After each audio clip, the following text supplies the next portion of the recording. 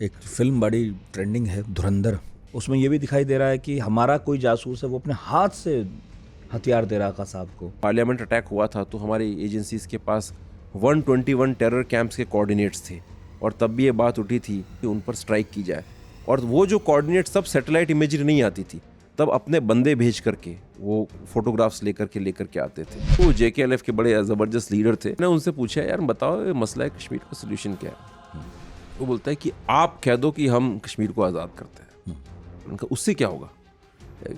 उससे इस किताब में एक थोड़ी सी नई बात मुझे समझ में आई। पत्थरबाजी को पहली बार मैंने देखा कि किसी ने रिलीजियस सिंबोलिज्म से जोड़ा है। CDs और कैसेट्स बना करके कश्मीर में डिस्ट्रीब्यूट किए स्कूल्स के अंदर। वहाँ बताया गया कि भाई पत्थर कैसे मारे जाते हैं, और ये कहा कि साहब ये पत्थर मारना जो है ना, ये सिर्फ एक पॉलिटिकल प्रोटेस्ट नहीं है, आप शैतान को पत्थर मार रहे हैं। बड़े बड़े नेता मंत्री जो है उनके घरों में 50-50 कमरों के उनके घर हैं, और आप जो है हमारे बेचारे पुलिस के जवानों को क्यों मारते हैं? वो तो आप ही की तरह गरीब लोग हैं। अगर मारना है तो आप इन्हें मारें। तो नेक्स्ट डे राजभवन के बाहर कई सारे बड़े नेता आके खड़े हो गए बैग लेकर के कि ये तो मरवाएगा हमको। मैंने पढ़ाई कॉर्नेल में किया, लेकिन हम जब बाहर होते तो पाकिस्तानियों से हमारी बड़ी अच्छी बनती है। हाँ। कि मैंने वहां पर स्टूडेंट्स काउंसिल का इलेक्शन लड़ा था अमेरिका के अंदर। मुझे मैक्सिमम वोट्स पाकिस्तानियों ने दिलवाए। आसिम मुनीर को मैं जनरल जियाउल हक और परवेज मुशर्रफ का एमलगमेशन मानता हूँ। तो नेक्स्ट जो भी होगा वो ऑपरेशन सिंदूर से भी एक स्टेप हायर होगा। वो तो एक तरह से आपका ISI एक बहुत ही काबिल इंटेलिजेंस एजेंसी है। सारे पॉडकास्ट वगैरह वो ट्रैक करते हैं। मैं आपको बता रहा हूँ एक एक चीज क्या। सच में इतनी ही निराशाजनक स्थिति है? इससे भी ज्यादा निराशाजनक। क्या बात कर रहे हैं? ये आपने बड़ा एक इंटरेस्टिंग सवाल किया है नितिन जी।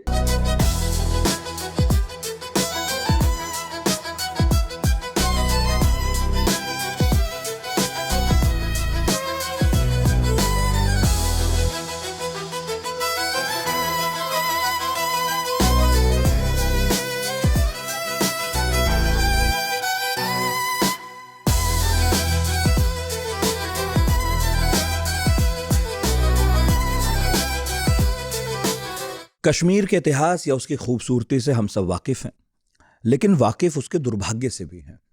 वो दुर्भाग्य है आतंकवाद का साया।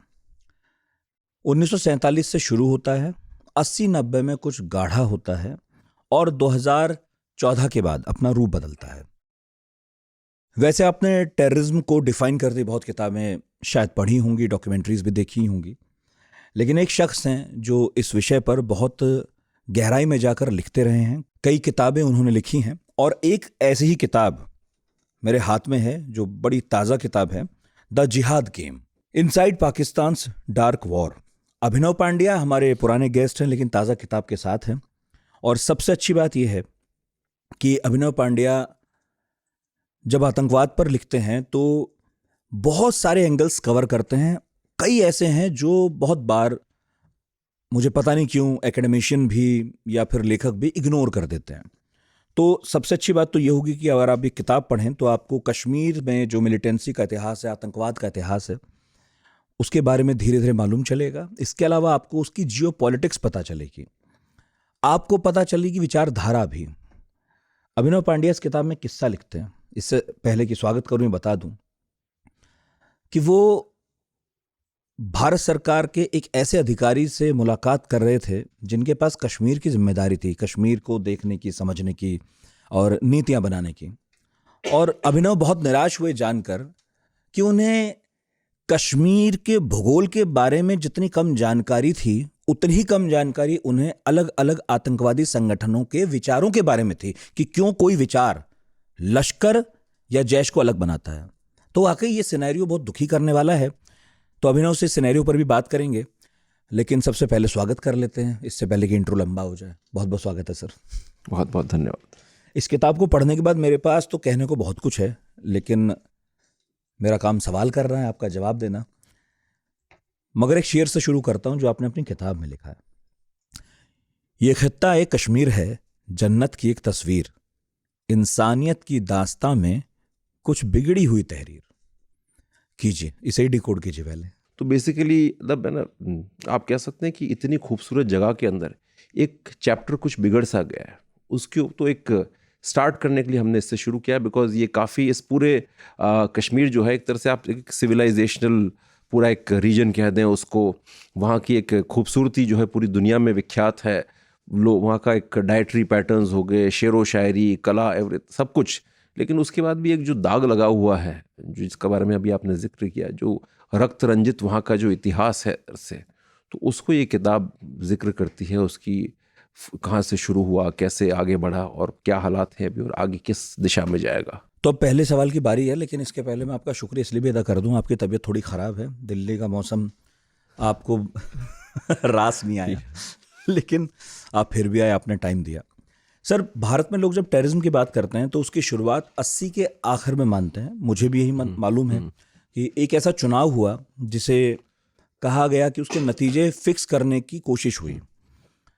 बहुत लोगों का मोहभंग हुआ डेमोक्रेसी से, बहुत सारे लोग उसके बाद इस तंत्र से भरोसा खत्म करके बंदूकें उठाते हैं, और जो JKLF देखते हैं हम, और जिसके बाद अपहरणों का भी सिलसिला है, डकैतियों का भी है, और कश्मीरी पंडितों का कत्लेआम है, वो फिर शुरू होता है। पर आप जो हैं ये बात उस तरह से नहीं मानते। आप कह रहे हैं कि 1979 बहुत अहम साल है कश्मीर में आतंकवाद के लिहाज से। तो ये जो नई बात है, ये जो नया एंगल है, यहाँ तक आप कैसे पहुंचे? एक बड़ा इंटरेस्टिंग सवाल किया है आपने। जनरली हमारे यहाँ पर लोग यही मानते हैं कि 1989 से इन सब चीज़ों की शुरुआत हुई, लेकिन ऐसा नहीं है। देखिए, यहाँ दो पैरेलल स्ट्रैंड्स में हमें चीज़ें देखनी पड़ेगी। एक तो पाकिस्तान की मंशा। पाकिस्तान को तो 1947-48 की हार तो मैं नहीं कहूँगा एग्जैक्टली उससे, यहाँ पर हम लोग उसे हार ही मानते हैं। बट देखिए, क्योंकि पाकिस्तान कश्मीर के जो पॉपुलर लीडर थे शेख मोहम्मद अब्दुल्ला और महाराजा हरी सिंह, दोनों ने बाय चॉइस ये डिसाइड किया था कि हमें इंडिया के साथ जाना है। उसके बाद पाकिस्तान ने उसको जबरन हथियाने की कोशिश की। एक छोटा सा इलाका कश्मीर का हमसे ले भी लिया इधर से ना, लेकिन हमारी फ़ौजों ने उनको खदेड़ दिया इधर से। उसके बाद जब वो मंसूबे पूरे नहीं हुए तो पाकिस्तान को ये समझ में आ गया था कि अब जो है, जब इंडिया एक बहुत बड़ा कंट्री है और इतना बड़ा मुल्क, इतनी बड़ी इकोनॉमी, उससे आप सीधी लड़ाई लड़ना थोड़ा मुश्किल होगा। ये सबसे पहले ये आइडिया रॉबर्ट कॉथोम करके पाकिस्तान के सीनियर ऑफिसर थे, वो ब्रिटिश ओरिजिन के थे, बट ISI के फाउंडर मानते हैं हमको। तो वो उनके दिमाग में आया कि आप हिंदुस्तान को जो है, इनके जो अंदर जो डिफरेंसेस हैं, जो रीजनल फॉल्ट लाइंस हैं, रिलीजियस फॉल्ट लाइंस हैं, लिंग्विस्टिक फॉल्ट लाइंस हैं, उनके आधार पर इस देश को तोड़ना शुरू करिए। तो ये कहीं ना कहीं उनके एक सबकॉन्शियस माइंड में बात तो तभी स्थापित हो चुकी थी। उसके बाद अगर आप देखें तो 49-50 के बाद से ये हथियारों का आना जाना तो कश्मीर के अंदर इस तरह से हो गया था। एक नेशनल कॉन्फ्रेंस जिसको आज हम कहते हैं, उसके भी कुछ एक लीडर्स थे, कई सारे, मैंने जिक्र भी किया है उनका अपनी किताब में। वो एक अलग ही रास्ते पर चल रहे थे और पाकिस्तान के साथ रेगुलर डायलॉग्स में थे। इनफैक्ट शेख मोहम्मद अब्दुल्ला भी जो है, उनका भी उनके साथ एक संवाद चल रहा था उनका, ठीक है। उनका CIA के साथ भी एक संवाद चल रहा था उनका। CIA से कुछ लोग भी आए थे जिनको उन्होंने होस्ट भी किया था। 65 का जो जंग था उसके अंदर भी पाकिस्तान को उम्मीद थी कि कश्मीर के हमारी फौजें जाएंगी और कश्मीर के अंदर ही एक लोग इंटरनल एक सैबोटाज कर देंगे और वहाँ से इंसर्जेंसी शुरू हो जाएगी तो हम लोग जीत जाएंगे। तो माइंडसेट तो कहीं था ही है। फिर कुछ छोटे मोटे टेररिस्ट ऑर्गेनाइजेशन लेट 60s में और 70s में भी बनने शुरू हो गए थे। क्या मैंने कुछ जिक्र किया है उनका भी, है ना। आई थिंक एक ग्रुप था, again I M bad with names, but वो लेट 60s में काफ़ी एक्टिव था और वो आई थिंक 72-73 तक आकर के उसको काफ़ी न्यूट्रलाइज कर दिया गया था। फिर आप देखें तो एक किस्सा हाशिम कुरैशी का आपने नाम सुना होगा, जो बेसिकली बाद में जो है जम्मू कश्मीर लिबरेशन फ्रंट के साथ जुड़ा। ये मकबूल भट्ट और ये जो लोग थे सारे के सारे, अमानुल्लाह खान और इनके साथ में ऑपरेशन गंगा का जो हाईजैक है वो इसने किया था। तो ये चीज़ें तो चल रही थी। अब 1979 क्यों इंपॉर्टेंट होता है? क्योंकि 1979 एक ऐसा साल है जिसने मतलब ओवरऑल लार्जर लेवल के ऊपर इस जिहाद को जियोपॉलिटिकली बड़ा इंपॉर्टेंट बना दिया। उसमें 3 घटनाएं हुई 1979 के अंदर। एक तो ईरान के अंदर जो इस्लामिक क्रांति जो हुई, ठीक है। अब वो हालांकि थी शिया क्रांति, लेकिन उसने एक मॉडल प्रेजेंट कर दिया कि अगर सारे के सारे रेडिकल अगर लोग मिल जाएं तो आप किसी भी किस्म की सेक्युलर सरकार को उखाड़ करके फेंक सकते हैं और आप एक इस्लामिक निज़ाम कायम कर सकते हैं। तो वो मॉडल सुन्नीस के लिए भी एक मॉडल स्थापित हो गया कि ऐसा ये किया जा सकता है, ठीक है। तो उससे कई जगह पर इस तरह की जो ताकतें थी, अतिवादी जो ग्रुप थे, संगठन थे, जो सेंटिमेंट्स थे, उनको एक बल मिला।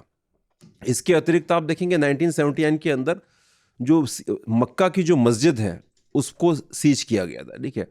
और उसमें शामिल थे पुराने इखवानी लोग। तो सऊदी अरब का जब इनका जो एस्टैब्लिशमेंट हुआ 1932 के अंदर, तो बेसिकली अल सौद डायनेस्टी के साथ इखवान बैंड्स जो थे, ये बड़े हार्डकोर कट्टर वहाबी किस्म के लोग थे और बड़े अपने रिलीजियस फैनेटिसिज्म और कट्टरवाद और पैशन के लिए जाने जाते थे।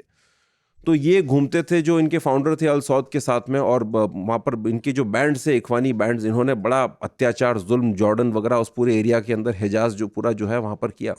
और एक तरह से जो है ना उस मूवमेंट को, उस रूल को एस्टैब्लिश करने के अंदर इनका बड़ा एक रोल था। से फिर जो है प्रथम विश्व युद्ध के बाद जब ऑटोमन एम्पायर डिक्लाइन हो गया और ये सऊदी एम्पायर उसको, इनको सपोर्ट किया वहाबी सऊदीज को, और अंग्रेज़ों की सपोर्ट से जो है, वेस्ट के सपोर्ट से ये स्थापित हो गए। उसके बाद इनको इखवानियों को थोड़ा सा नज़रअंदाज कर दिया गया कि अब एक बार आप सत्ता में आ जाते हैं फिर आपकी उतनी ज़रूरत नहीं। और धीरे धीरे सऊदी रेजिम थोड़ा सा अपने आप को वेस्टर्नाइज कर रही थी, मतलब टीवी पर जो है महिलाएं भी अपना प्रेजेंटेशन कर रही हैं, हिजाब विजाब के रूल्स में रिलैक्सेशन। तो ये इखवानी वापस, इनके अंदर वो कट्टरवाद का जो है वो भूत वापस जागा और इन्होंने जो है उसको मक्का मस्जिद पर कब्जा कर लिया। उतैबी करके इनका एक लीडर था से, तो वो एक अलार्म बेल थी आपकी सऊदी रेजिम के लिए। तो बड़ी मुश्किल से वो फिर वो सीज हटी। और चूंकि ये जो दो होली प्लेसेस है, इन पर कब्जा बड़ा ज़रूरी है। आप इनके अगर मालिक हैं, कस्टोडियंस हैं, तो आपकी इस्लामिक वर्ल्ड में बड़ी एक अलग किस्म की लेजिटिमेसी होती है।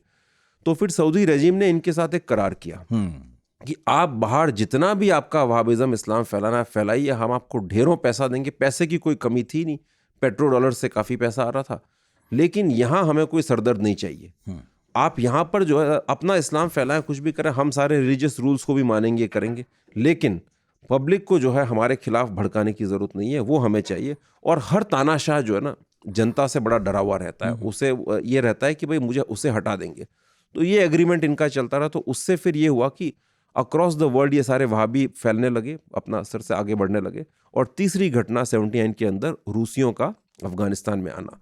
अब रूसी जब अफगानिस्तान में आए तो अमेरिकन्स का इंटरेस्ट बढ़ा। उन्होंने मुजाहिदीन खड़े किए, बिना पाकिस्तान की मदद के आप कर नहीं सकते थे।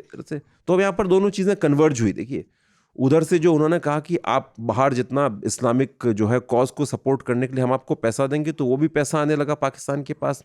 अमेरिकन्स का जियोपॉलिटिकल इंटरेस्ट था, तो CIA का पैसा, उनका इंटरेस्ट, पाकिस्तान ने ये सब खड़े करने शुरू किए। ये सारे मुजाहिदीन पहले तो अपना अफगानिस्तान में लड़े और बड़े भयंकर ट्रेंड थे, ज़बरदस्त। मतलब इनफैक्ट कराची का जो मदरसा बिनौरिया है, वहाँ के मौलाना फजलुर रहमान खलील फर्स्ट ऑर्गेनाइजेशन बनाया, हरकतुल जिहादुल इस्लामी, देवबंदी टेररिस्ट आउटफिट था। और पाकिस्तान में बाय 1979 देवबंदी जो थे वो भयंकर एक तरीके से सिस्टम के अंदर उनका एक कहता ना एक कंट्रोल स्थापित हो चुका था, और वो इस्लामिज्म के कॉज के लिए फोरफ्रंट पर आ चुके थे। तो ये लोग इतने हाईली ट्रेंड लोग थे, उसमें बड़े वेटरन्स थे ISI के पुराने, कर्नल इमाम और ये सारे के सारे बड़े फेमस नाम है, ये बड़े ज़बरदस्त थे, कर्नल रैंक के। लेकिन मतलब अगर आप साउथ एशिया के अंदर आप कभी जिहाद की तारीख लिखेंगे तो उसमें इनका नाम जो है ना बिल्कुल एक तरह से स्वर्णिम अक्षरों में लिखा जाएगा। ठीक है, तो फिर ये जब करने लगे वहाँ पर, तो वहाँ पर ये लड़े, इनको ट्रेनिंग, टैंक्स हैंडल करने की भी ट्रेनिंग थी, पीका गन्स हैंडल करते थे। तो उससे बिल्कुल बैटल हार्डन्ड भी हो गए, आइडियोलॉजिकली भी इंडोक्ट्रिनेट हो गए। अब जब 88 में रूसी चले गए, अमेरिकन्स का इंटरेस्ट बचा नहीं, तो अब इसका क्या किया जाए। तो पाकिस्तानियों को एक्सपर्टीज तो हो ही चुकी थी कि प्रॉक्सी वॉर कैसे चलाया जाता है, उसमें से प्रॉफिट कैसे कमाया जाता है। लेकिन उनको एक डर सताने लगा, अब ना अमेरिकन्स को इंटरेस्ट है इधर, और इधर इंडिया खड़ा है, कन्वेंशनल वॉर में हम जीत नहीं सकते उनसे, तो इन सारे जिहादियों को कश्मीर में आप भेज दीजिए। तो 3 बड़ी घटनाएं हैं। किसी से कॉन्फिडेंस बढ़ा, किसी से ये तय हुआ कि हमें किस तरफ फोकस करना चाहिए, और कहीं से आपको वो लोग मिल गए जिन्हें आप अब कश्मीर में इन्फिल्ट्रेट कर सकते थे, क्योंकि अफगानिस्तान तो जो है एक तरह से शांत हो ही गया था, तालिबान लौट गया था। आपकी किताब का नाम द जिहाद गेम है। इसके पहले मैंने द ग्रेट गेम सुना पढ़ा है ना। जिहाद गेम क्यों इसका नाम है? जिहाद गेम इसलिए बिकॉज मैं मानता हूँ कि जिहाद यहाँ पर जो जियोपॉलिटिकल गेम जो चल रहा है उसका जो मेन व्हीकल है, जो जिसके आधार पर चल रहा है, जो उसका स्तंभ है, वो है जिहाद।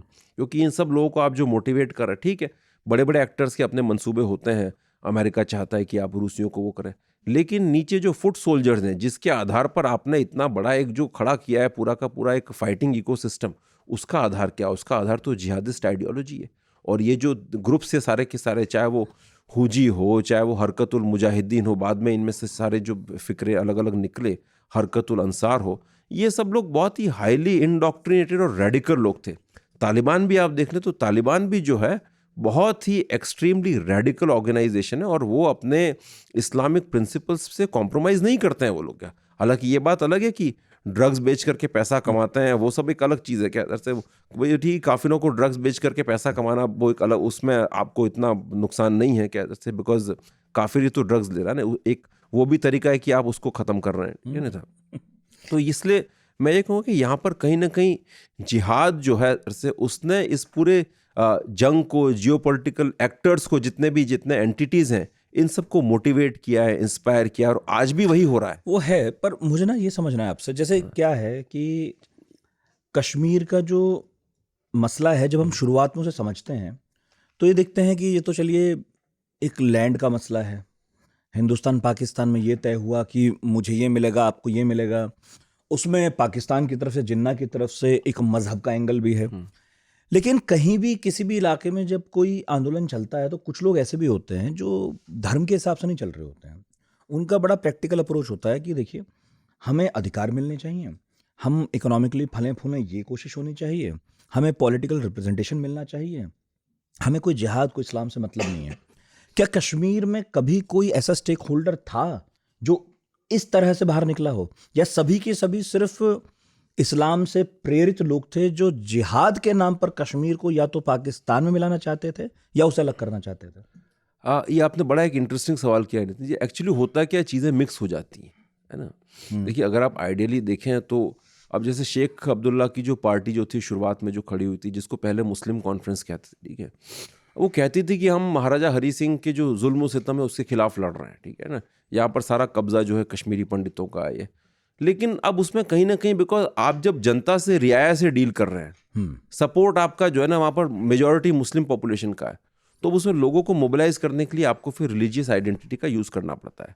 तो वो आ जाती है, जो उन्हें सबसे ज़्यादा ट्रिगर कर सकता हाँ, है। वो ट्रिगर कर सकती है।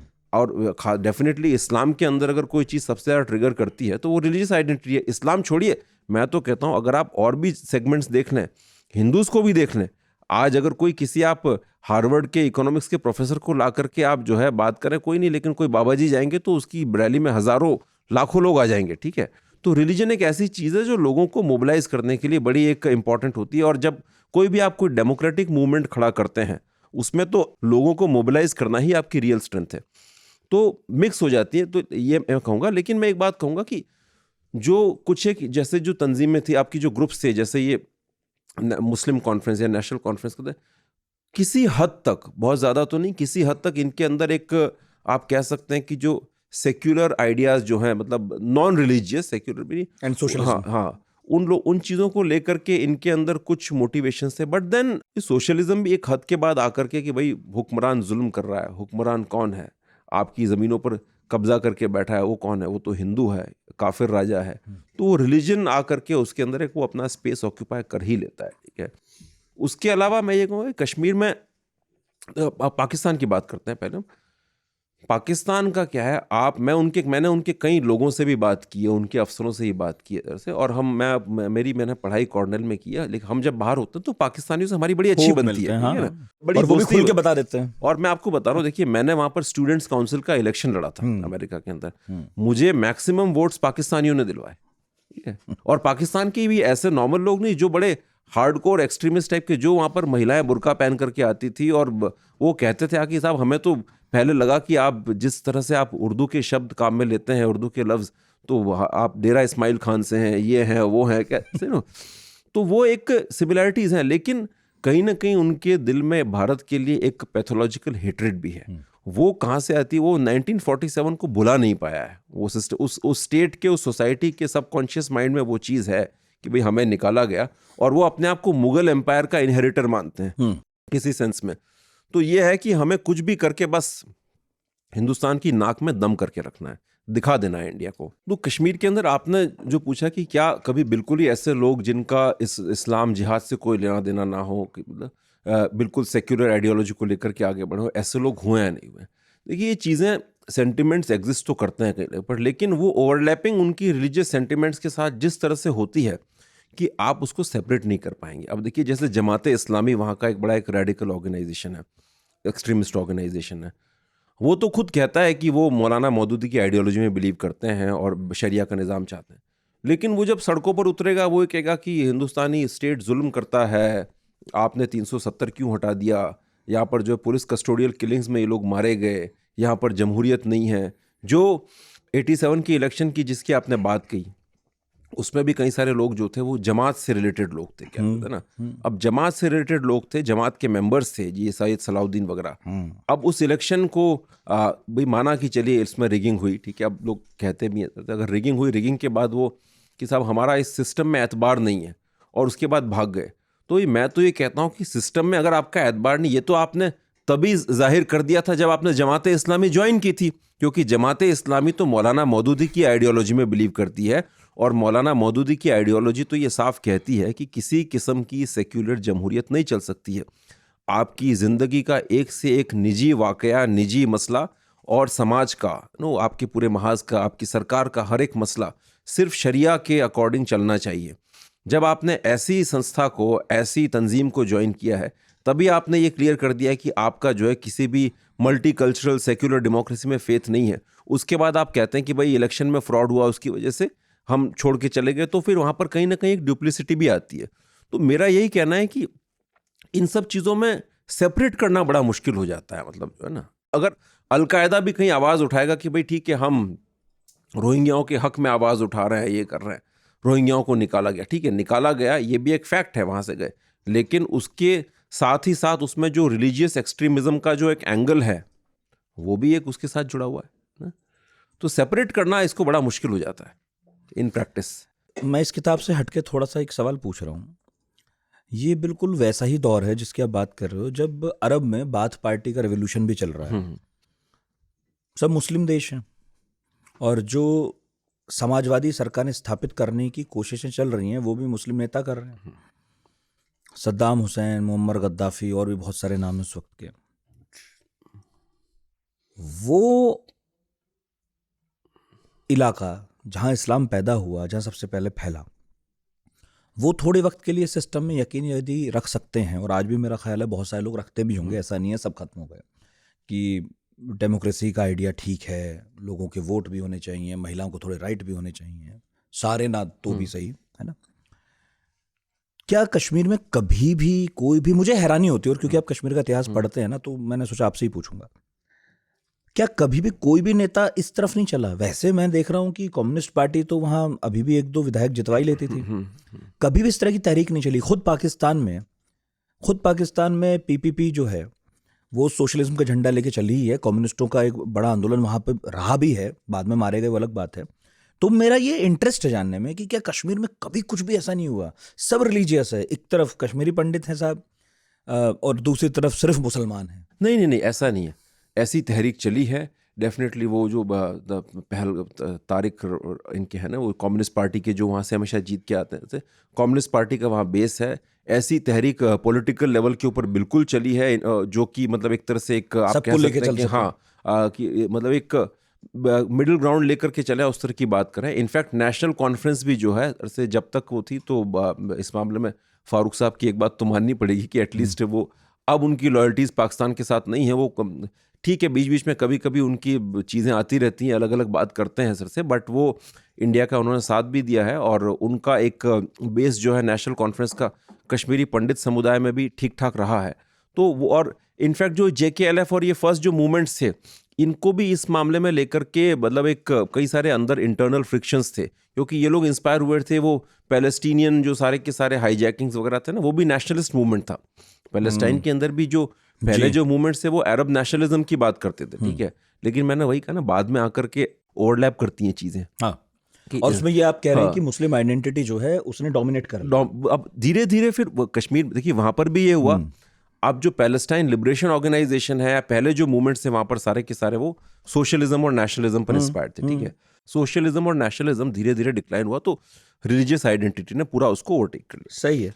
कश्मीर के अंदर भी जो है शुरुआत में ये चीज़ें रही, लेकिन ख़ास तौर से 1982 के बाद जब शेख मोहम्मद अब्दुल्ला की डेथ हुई, जमात इस्लामी का होल्ड ग्रास रूट्स के ऊपर बहुत बढ़ता गया, और 89 के बाद जब पाकिस्तान ने जो थोड़े से इस तरह के ऑर्गेनाइजेशन थे, JKLF वगैरह, जो रिलीजन से थोड़ी सी हट करके बात करते थे, ऐसा बहुत ज़्यादा नहीं करते थे, उनके अंदर भी मतलब वो कहीं ना कहीं एक रिलीजियस इमेजरी सिंबलिज्म को यूज़ करते थे, जिहाद विहाद को करते, ये आपका JKLF वाले भी।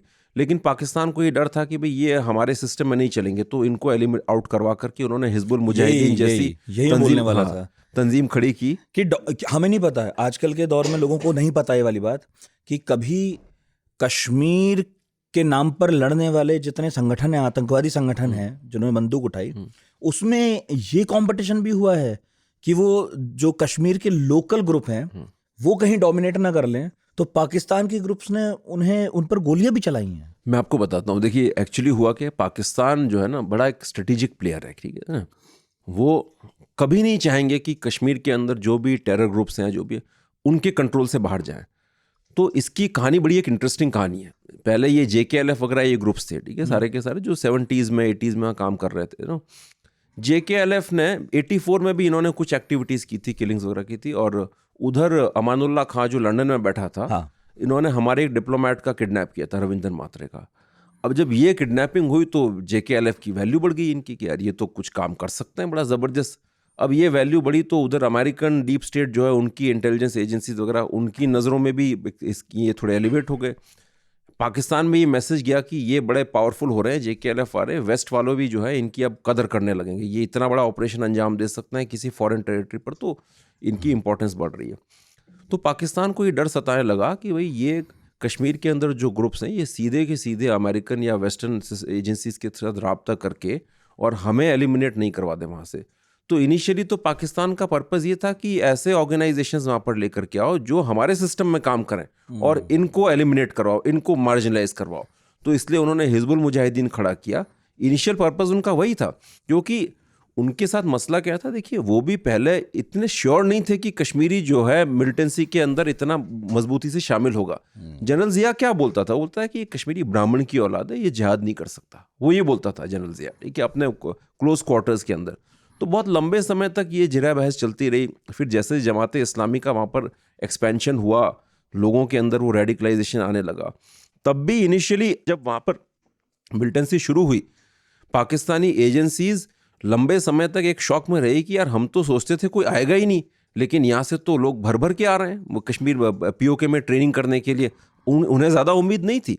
और उधर हमारी इंडियन एजेंसीज भी इस बात को लेकर के बड़ी सरप्राइज थी कई सारी। मैं कई सारे फॉर्मर हमारे जो इंटेलिजेंस चीफ्स वगैरह उनको मैंने इंटरव्यू भी किया है, आई am not mentioning the name for obvious reasons.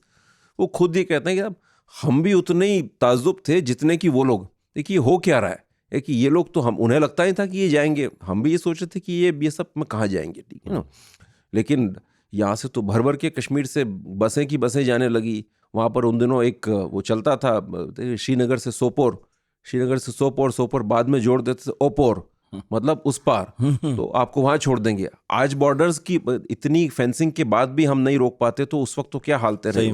तो जो भी आदमी जाता कश्मीर से अपने नाम पर एक तंजीम रजिस्टर करवा के ले आता कि साहब क्या है, फला अरशद जान कमांडर, फला एरिया कमांडर, ये वो क्या, तो ये सब होने लगा। तो इनिशियली तो फिर पाकिस्तान को लगा कि अब जो है, अब यहाँ पर मामला सीरियस होता जा रहा है, अब ये गेम लंबा चलने वाला है, तो हमें पूरी मिलिटेंसी को अपने कंट्रोल में रखना है। तो पहले तो ऐसे ग्रुप्स को हटाओ जो ये थोड़ा सा आज़ाद कश्मीर की, इंडिपेंडेंट कश्मीर की बात करते हैं। और वाह कमाल, ये एक्सपर्ट। अगला सवाल पकड़ लिया आपने मेरा, यही पूछ रहा था कि कुछ ग्रुप होंगे जो कह रहे होंगे कि हमें दोनों देशों में नहीं मिलना है। JKLF और ये लोग थे, इनकी यही मंशा थी। इनफैक्ट ना, मुझे एक बार मेरी बात हो रही थी हाशिम कुरैशी से। हाशिम कुरैशी जो है वो JKLF के बड़े ज़बरदस्त लीडर थे, वो ऑपरेशन गंगा वगैरह में इन्वॉल्व थे। मैंने उनसे पूछा, यार बताओ ये मसला है कश्मीर का सोल्यूशन क्या है। वो बोलता है कि आप कह दो कि हम कश्मीर को आज़ाद करते हैं, उनका उससे क्या होगा, उससे आप देखो पाकिस्तान बैकफुट पर आएगा। क्यों? क्योंकि आप तो कर दो कि वो कभी नहीं चाहेगा कश्मीर आज़ाद हो, कश्मीर इंडिपेंडेंट कश्मीर बने, तो कभी नहीं चाहेगा। वो आदमी 9 साल पाकिस्तान की जेलों में रह करके आया है ना। तो इसलिए इन लोगों ने फिर JKLF और इस तरह के ग्रुप्स को, कई सारे आपसी एनकाउंटर्स भी थे, उन्होंने कुछ खबरें भी दे दी हमारी फोर्सेस को, और इनको फिर जो है वहाँ से फारिग करवाया कश्मीर से।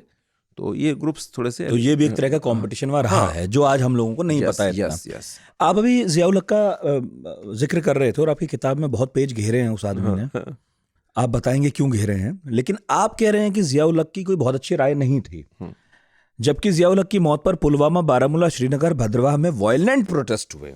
इतनी लाइकिंग, ये 90 होगा। यस, नहीं देखिए, ज़ियाउल हक जो था उसके लिए ये लोग काम में लेते हैं मर्द मोमिन। हाँ, मर्द मोमिन कहते हैं। और वाकई में वो मर्द मोमिन ही था, बिकॉज ज़ियाउल हक जो था वो एक ऐसे चैलेंजिंग सर्कमस्टेंसेज में पाकिस्तान को लीड कर रहा था। देखिए, इंडिया से बड़ी बुरी तरह से हारे थे, आर्मी में डिमोरलाइजेशन था, अब उस मुल्क को खड़ा करना था, फौज को वापस वो करना था, तो आप कैसे करेंगे अगर आप बहुत ज़्यादा ओवर्ट फॉर्म। और तब जो है ना 71 की विक्ट्री के बाद हमारे यहाँ भी सिस्टम जो था, इंदिरा जी का, उनके साथ जो टीम थी, ये RN काओ, हक्सर वगैरह, ये लोग जो थे ना, ये लोग एक मतलब भारत भी बड़े एग्रेसिव मोड में था, ठीक है। हालांकि आज हम लोग कुछ और भाषा बोलते हैं कि मतलब हर चीज़ हम लोग सारा अभी जो बात करते हैं, चाहे वो सर्जिकल स्ट्राइक्स हो, पुलवामा हो, ऐसा नहीं है। देखिए, उस वक्त भी जो हमारे पास बड़ी काबिल लीडरशिप थी, और वो अलग अलग डोमेन, पॉलिटिकल लीडरशिप भी कह दें, मिलिट्री लीडरशिप भी कह दें, और इंटेलिजेंस लीडरशिप भी कह दें, ये लोग बड़े सीजन्ड लोग थे। अब इंदिरा जी के जो एडवाइजर थे PN हक्सर, हालांकि वैसे वो आदमी लेफ्टिस्ट था, मैं आपको बता रहा हूँ, ठीक है, बिल्कुल पता है, लेकिन वो इतना भयंकर विद्वान आदमी था, इतना जबरदस्त पढ़ा लिखा आदमी था कि उन्होंने जो एडवाइस वगैरह इंदिरा जी को किया कि वो पूरे वेस्ट को कभी एक हाथ से जो है रशियंस को हैंडल कर रही है, उधर से पूरी फॉरेन पॉलिसी उन्हीं की बनाई हुई है। हेनरी किसिंजर को जो है आपका जो है निक्सन विक्सन को सबको धूल चटा करके, तो वो कई बार आप जब इतने विद्वान इंटेलेक्चुअल लोग लेके आते हैं ना, तो उसका इम्पैक्ट नजर आता है, ठीक है। और ये सारे जो एरियाज हैं उनके अंदर ऐसे लोगों को ही आना चाहिए। उस आदमी की पर्सनल कैरेक्टर वाइज इंटेग्रिटी इतनी स्ट्रांग थी, फाइनेंशियल मैटर्स वगैरह के जबरदस्त। आई थिंक पुराना किस्सा बताते हैं कि उनकी वाइफ कहीं शॉपिंग वॉपिंग कर रही थी कोई, तो कहीं से बात तो उन्होंने तुरंत एक्शन, नहीं आप मत करिए क्या सर से, कि अगर मेरी वाइफ भी है तो क्या हो गया। आई डोंट रिमेंबर एग्जैक्टली पूरा, बट कहने का मेरा सारांश यही है कि वो बहुत ही हर तरीके से मतलब है ना बहुत मजबूत आदमी था। और जैसा आज एक जनरली बात आती है कि साहब लेफ्ट लिबरल है तो एंटी नेशनल है, ऐसा नहीं है। वो उस पुराने ट्रेडिशनल लेफ्टिस्ट लोग थे, ये लोग नेशनलिस्ट थे, पढ़े लिखे थे इस तरह से, और वेस्ट को जिस तरह से चैलेंज किया वो बड़ी बात है। उधर RN काओ साहब थे। RN काओ साहब पर्सनली बड़े रिलीजियस आदमी थे, पूजा पाठ करने वाले आदमी थे, and was a gentleman spire, ठीक है, बहुत पढ़ते लिखते थे ना। और उनका एक दायरा जो था नॉलेज का वाइड स्पेक्ट्रम कहते थे ना, वो एक टिपिकल आपको सिविल सर्वेंट वाली एरोगेंस वगैरह वो उनके उसमें नहीं मिलेगा। इनफैक्ट उनका तो विजन ही ये था कि हमें रॉ को जिस तरह से शेप अप करना है, उसको एक नॉन पुलिस सेंट्रिक ऑर्गेनाइजेशन बनाना है, और अलग अलग डायमेंशन से आप अलग अलग डायरेक्शन से आप लोग लेकर के आए हैं, बड़े डाइवर्स बैकग्राउंड के। और इसीलिए उन्होंने अपना एक कैडर क्रिएट किया, RAS कैडर जिसको बोलते हैं, रॉ का। और उस वक्त जो एक नेटवर्क फैलाया इन लोगों ने बांग्लादेश के अंदर, शायद उसकी कोई मिसाल ही नहीं है। इनफैक्ट हमारी आर्मी तो बाद में घुसी, उससे पहले उसको स्पेशल सर्विस ब्यूरो ऐसा तो कुछ 3000 लोग जो थे वो एक अलग कोवर्ट तरीके से वहाँ पर एंटर किए थे, उसमें से सिर्फ 1000 वापस आए थे, बाकी सारे वो लोग मार दिए गए थे। बट उन लोगों ने ग्राउंड रेडी कर दिया था, सारे क्रिटिकल इंस्टॉलेशंस आपके टेलीकम्युनिकेशन वगैरह वो सब ब्लास्ट करके वहाँ पर फिर हमारी फौजें वहाँ पर घुसी थी। तो ये लोग बड़े काबिल लोग थे, मतलब जो है ना, तो इसलिए जिया बड़ा डरा हुआ रहता था कि यार जब तक ये, और वो कई अपने पर्सनल कम्युनिकेशन में बोलता भी था, ये औरत जो है जब तक है तब तक थोड़ा आप साइलेंट रहो। तो जनरल जिया सामने बहुत शुगर कोटेड वर्ड्स काम में लेता था, बहुत सॉफ्टली बात करता था, लेकिन उसकी आंखों में एक तासीर थी। इधर पंजाब में फंड करता था, ठीक है। अब देखिए है ना, जो इसकी जुल्फिकार अली भुट्टो की जो बेवा थी, वो एक बार हमारे किसी एम्बेसडर के साथ कहीं डिनर वगैरह में बैठी थी, वो बोलती है कि अच्छा आप जिया से मिले थे कि हाँ, क्योंकि आप देखना उसकी शक्ल और उसकी आंखों में फ़र्क है। मतलब क्या फ़र्क है कि जो उसकी फेस की स्माइल जो कन्वे करती है वो उसकी आंखें कन्वे नहीं करती। उसकी आंखों के अंदर एक स्नेकिश टेम्परामेंट आपको नजर आएगा, क्या है कि सांप जैसी आंखें, कोबरा, ठीक है, कोबरा। तो अब जनरल जिया साहब जो थे, अब अपना सारा ये खेल करते रहते थे, ठीक है। मुझे याद है किस्सा, तो अब मैं थोड़ा बहुत मैं भी आप एक सेकंड बस मैं एक लाइन जिया करूं। अब आप उस आदमी की सॉफ्ट कोटेड मतलब शुगर कोटेडनेस देखिए। वो सेंट स्टीफेंस कॉलेज के पढ़े हुए हैं, ठीक है, मैं भी सेंट स्टीफेंस कॉलेज का पढ़ा हूं, दिल्ली। और इंसिडेंटली वो मैं जिस रूम में था ऑलनट नॉर्थ के अंदर, वो उसी रूम में रहते थे, ठीक है, जब वो पढ़ते थे। तो 81 में सेंटिनरी थी यहाँ पर सेंट स्टीफेंस कॉलेज की, तो आई थिंक उस वक्त ये था कि कुछ उसके बाद यहाँ बच्चों का एक ग्रुप पाकिस्तान गया सेंट स्टीवन से। अब उसकी जो खातिर की है जनरल जियाउल हक ने बच्चों की, अब स्टेट प्लेन के अंदर उनको पूरे पाकिस्तान में घुमाया और गिफ्ट से उनको बिल्कुल सराबोर कर दिया। फिर हमारे जो उस वक्त जो ये नटवर सिंह वहाँ पर जो सफ़ीर थे इंडिया के, अब उनको क्या था, नटवर सिंह साहब को थोड़ा सा रॉयल्टी के साथ ऑब्सेशन था। हालांकि वो प्रॉपर मतलब वो थे, उनका एक लिंकेज ज़रूर था रॉयल्टी के साथ में, लेकिन ऐसा नहीं था कि वो प्रॉपर रॉयल्टी के खान, जैसे देखिए मतलब फर्क, एक तो आप सीधे के सीधे महाराणा या ऑफ उदयपुर हैं या उनके फैमिली से हैं, या महाराजा ऑफ जोधपुर उनकी फैमिली से, एक आप आपसी रिश्तेदारों में, तो उस तरह का एसोसिएशन था, तो कहीं कुछ कमी रह गई थी। तो जब ये वहाँ पर गए, जनरल जियाउल हक को ये पता थी कमी, वो जाकर के सीधा कुंवर साहब आदाब आदाब हुक्म करें। जैसे ही नटवर सिंह ने सुना कुंवर साहब, नटवर सिंह तो उछल पड़े, यार इससे बढ़िया तो कोई आदमी नहीं हो सकता है नो। और तो ये इम्प्रेशन फिर जो है, अब नटवर सिंह तो इतने इम्प्रेस हो गए वो जिया से मिलना, बड़े उससे अभिभूत होकर के, प्रभावित होकर के, फिर जब 81 में जो सेंटेनरी चल रहा था सेलिब्रेशन सेंट स्टीवंस का, वहाँ पर नटवर सिंह आए हुए थे, मैडम भी आई हुई थी इंदिरा जी। इंदिरा जी ने शायद उनको कहा सरकास्टिकली कि हमने सुना है कि आप पाकिस्तान के एम्बेसडर हो गए आप। ठीक है। और इंदिरा जी भी कभी जिया पर यकीन नहीं कर पाए। इंदिरा जी की एक खासियत थी कि वो शायद लोगों को पहचान लेती थी, उनमें ये सेंस एक उनके अंदर था, ठीक है ना। मतलब वो कई सारे अंदर से लोग हमें बताते हैं कि she was very religious also, मतलब इनफैक्ट मेरे जो एक्स बॉस थे सत्यपाल मलिक साहब, उनका भी उस ज़माने में काफ़ी एसोसिएशन उनके साथ रहा। वो अरुण नेहरू के साथ में थे तो उनसे मिलने जाते थे, है ना। तो आखिरी जब उनको मारा गया उससे कुछ महीनों पहले, तो वो कहते हैं कि हम जाते थे, हर वक्त वहाँ पर महामृत्युंजय का यज्ञ हो रखा था। ऐसे ही शायद हिमाचल के आसपास कोई वहाँ पर देवी माँ का मंदिर है, वहाँ पर भी इंदिरा जी रेगुलरली जाती थी। ये सब बातें मैं इसलिए बता रहा हूँ बिकॉज एक लोगों में परसेप्शन जो है ना, आज वो एक अलग परसेप्शन है। देखिए, आदमी कई बार कुछ चीज़ें सोशल लाइफ में शेयर नहीं करता, लेकिन इंटरनली वो होता है। वो धीरेन्द्र ब्रह्मचारी का तो आपको पता ही है, जो उनके नीरज चौधरी की किताब में बड़े विस्तार में जिक्र है, कई किताब में है वैसे, लेकिन ताज़ा वही है, ये तो बता रहा हूँ। तो अब इसलिए वो एक आध्यात्मिक एंगल उनके उसमें भी था, तो वो थोड़ा सा लोगों को पहचान जाती थी। फिर ये जनरल जियाउल हक ये बात जानता था, तो वो उन दिनों इंडिया में भी आता रहता था, मैच अटेंड करता था, मिलता नहीं था यहाँ पर, मिल नहीं पाता था।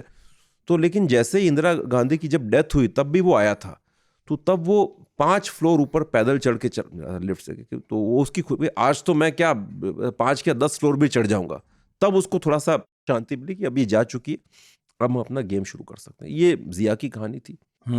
उसके बाद बेसिकली अफगानिस्तान में जो राजीव गांधी प्रधानमंत्री बने और जिया भी सक्रिय हुआ, वो ग्रेट गेम अफगानिस्तान का, उस पर बड़ी एक अच्छी किताब है, आई थिंक कल्लोल भट्टाचार्य ने लिखी है।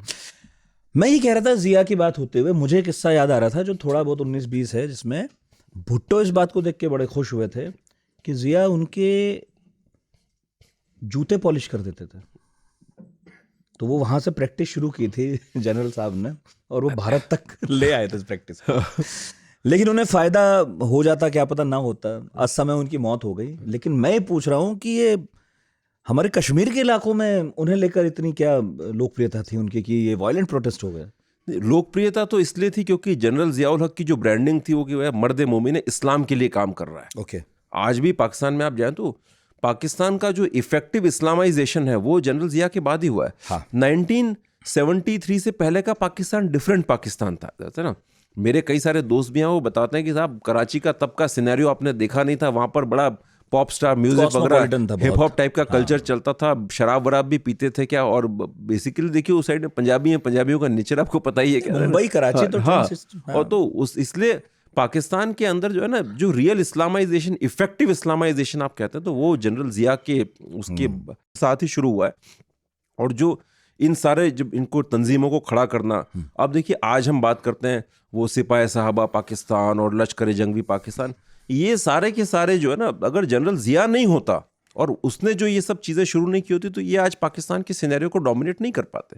तो इसलिए और भी कई सारी चीज़ें, मतलब है ना, इस्लाम को वो करना, एक सोशल स्पेसेस में लेकर के आना, गवर्नमेंट स्पेसेस में लेकर के आना, वो सब जनरल जिया की देन है। अहमदियों को बैन कर देना, तो इसलिए इसी की वजह से कहीं पानी की भी सप्लाई नहीं होगी, तो इसीलिए ये सारी चीज़ें। अब कश्मीर के अंदर आप बताएंगे भाई हमारा मर्द मोमिन तो एक है जनरल जिया, तो उसको एक लेकर के एक पैशन था। उसके बाद जो है जगह जगह प्रोटेस्ट होना वगैरह, तो ये एक लाजमी बात है रिलीजियस फर्वर की वजह से। मैं जो शुरू में कह रहा था, आपको ये भी कभी महसूस हुआ कि हिंदुस्तान के तंत्र में जो लोग बैठकर कश्मीर के बारे में पॉलिसी बनाते रहे, आज का तो मुझे पता नहीं, उन लोगों में थोड़ी कम क्षमता थी या वो शायद इग्नोरेंट थे कश्मीर को लेकर, क्योंकि कश्मीर थोड़ा जटिल है समझने में, है ना, अपने कारणों से। क्योंकि आपने वो जो किस्सा लिखा है कि joint secretary in charge of Kashmir जो है मिनिस्ट्री ऑफ होम अफेयर्स में काम करते हैं, आप जब उनके पास गए तो उन्हें नॉर्थ साउथ सेंट्रल कश्मीर कितने अलग हैं ना ये पता था,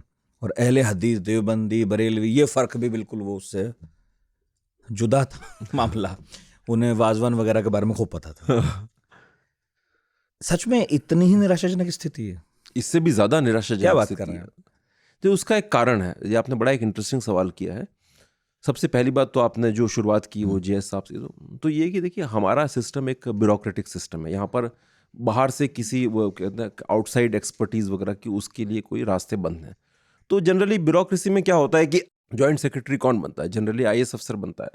अब कोई आईएएस अफसर जो है तमिलनाडु कैडर का आईएएस अफसर है, ठीक है, या साउथ इंडियन अफसर है, वो आज मिनिस्ट्री ऑफ एग्रीकल्चर के अंदर है, ठीक है, उसके बाद मिनिस्ट्री ऑफ फिशिंग में है, ठीक है, वहाँ पर जो काम करा है उसको कल को उठा करके जेएस बना दिया कश्मीर होम मिनिस्ट्री के अंदर, और कश्मीर देखने के लिए उसको दे दिया जाए जहाँ ना कभी वो गया है ना कभी उसने ग्राउंड पर काम किया है। तो उसे कैसे आइडिया होगा, उसे कैसे पता होगा? और हर आदमी हर चीज़ का तो एक्सपर्ट बन नहीं सकता। ये सारे मामले इतने कॉम्प्लेक्स हैं। देखिए पहले तो कश्मीर को वहाँ की सारी चीज़ें समझने के लिए आपको थोड़ा सा इस्लामिक सिस्टम्स और ये जिहादिस्ट इकोसिस्टम की एक अंडरस्टैंडिंग ठीक ठाक आपको चाहिए, ठीक है। सेकेंडली आपको कश्मीर की अपनी एक अंडरस्टैंडिंग चाहिए, वहाँ के लोगों के मेंटल टेम्परामेंट की, एटीट्यूड की, हिस्ट्री की, कल्चर की से। तो वो चीज़ें आप तब तक नहीं कर सकते जब तक आपने उस इलाके में ग्रास रूट्स लेवल पर थोड़ा एक समय नहीं गुजारा, लोगों से मिले नहीं है। और वो तब तक नहीं होगा जब तक आप जो है अपने जो ईगो चैम्बर्स हैं, not echo chambers, ego chambers से बाहर निकल करके आप वहाँ पर उतरेंगे नहीं। आप सिर्फ दिल्ली के अंदर बैठे हुए हैं। आज आप कभी ministry of shipping, ministry of agriculture, ministry of आपका हिंदी डिपार्टमेंट XYZ उठा करके सीधे आप वहाँ लग गए तो आप क्या कर पाएंगे? एक तो ये कारण, ठीक है। दूसरा कारण ये है कि हमारे यहाँ पर शुरुआत से ही हमारे यहाँ पर जो नेता वगैरह जो लोग थे, चाहे वो पॉलिटिकल लीडरशिप थी पहले या फिर जो है जो ब्यूरोक्रेटिक लीडरशिप थी, वो उनका चूंकि मोस्टली हिंदूज ही थे, ठीक है, तो उनका एक सोचने का एक सबकॉन्शियस स्ट्रक्चर जो है सबकॉन्शियस लेवल के ऊपर वो उस तरह से था कि वो अपने नज़रिए से इस्लाम को या कश्मीर को समझने की कोशिश करते थे। वो कभी इस रिलीजियस एलिमेंट को फैक्टर इन नहीं कर सके, है ना। उन्हें लगता था कि भाई ठीक है, हम डेवलपमेंट कर देंगे, या फिर जो है कि आपका जो कुछ इकोनॉमिक चीज़ें आप लेकर के आ जाइए तो उससे जो है ये चीज़ें ठीक हो जाएंगी। आप उन्हें वो इस बात को एक्सेप्ट ही नहीं कर सके कि रिलीजन भी इतना बड़ा मोटिवेटिंग फैक्टर हो सकता है, ठीक है। उन्हें ये लगता था कि साहब जो इनफैक्ट आप शुरुआत के उसमें देखें 50-60s के दौर में, तो आपके आधे जो फॉरेन सर्विस ब्यूरोक्रेट्स थे वो तो अपना ड्रेस ही शेरवानी और कुर्ता पहन के, वो इतना मुगल कल्चर से इन्फ्लुएंस थे कि वो इन चीज़ों को मतलब उन्हें सब ये नॉर्मल लगती थी, उर्दू में बोलना, और ये सब एक मेन स्ट्रीम का कहते हैं ना कल्चरल एलिटिज्म का पार्ट था। मैं किसी को दोष नहीं देता उसके लिए, भाई देखिए यहाँ पर इतना लंबे समय तक मुगल इन्फ्लुएंस रहा है, एक रूल रहा है, तो वो एक मेन स्ट्रीम कल्चरल एलिटिज्म का पार्ट बन जाता है। बट जब आप नेशनल सिक्योरिटी की बात करते हैं तो आप इस तरह के एडहोकिज्म पर आप नहीं चल सकते। आप भारत का इतिहास देखें, पिछले 1200 साल से अगर आप भारत का इतिहास देखें, और लीव असाइड पॉलिटिक्स, देखिए एक तो सबसे पहले मैं ये कहता हूँ कि जब आप एकेडमिक्स या प्योर रिसर्च करते हैं तो उसका सबसे पहली उसकी कैजुअलिटी तब होती है जब आप उसमें पॉलिटिक्स घुसाते हैं, ठीक है। आप पॉलिटिक्स हटा दें, आप सिर्फ फैक्ट्स को देखें। तो जो एक संघर्ष भारत में जो चल रहा है सोशल लेवल के ऊपर या फिर जो है पॉलिटिकल लेवल के ऊपर या मिलिट्री लेवल के, वो डेफिनेटली कहीं ना कहीं इस्लाम वर्सेस रेस्ट की एक स्ट्रगल चल रही है भारत के अंदर, ठीक है। उसके एविडेंस हैं कई सारे, इसके बीच में कई सारे इंटरमिंगलिंग के अच्छे फेजेस भी हैं, लेकिन एक मोटा मोटा डोमिनेंट डिस्कोर्स है वो इस चीज़ का है। अब आप जब आगे आते हैं तो आपने हिस्ट्री में इस तरह की एविडेंस देखे। 47 का आपका जो बंटवारा जो हुआ भारत का, उसका भी एक मुख्य आधार तो रिलीजन ही था।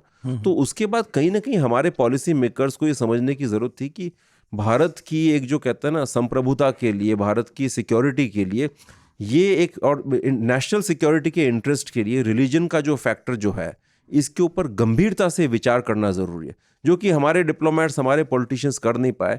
इनफैक्ट जब वो नेगोशिएट भी करते थे पाकिस्तान के साथ तो वो कभी मतलब इस एलिमेंट को फैक्टर ही नहीं कर पाए। बड़े एडहोक बेसिस पर नेगोशिएशंस होते थे, हाजी पीर आया वापस दे दिया आपने, ठीक है। 71 के अंदर मिलिट्री विक्ट्रीज में आपने जितना जीता पाकिस्तान से, बिना कुछ नेगोशिएट किए आपने उनको वापस दे दिया।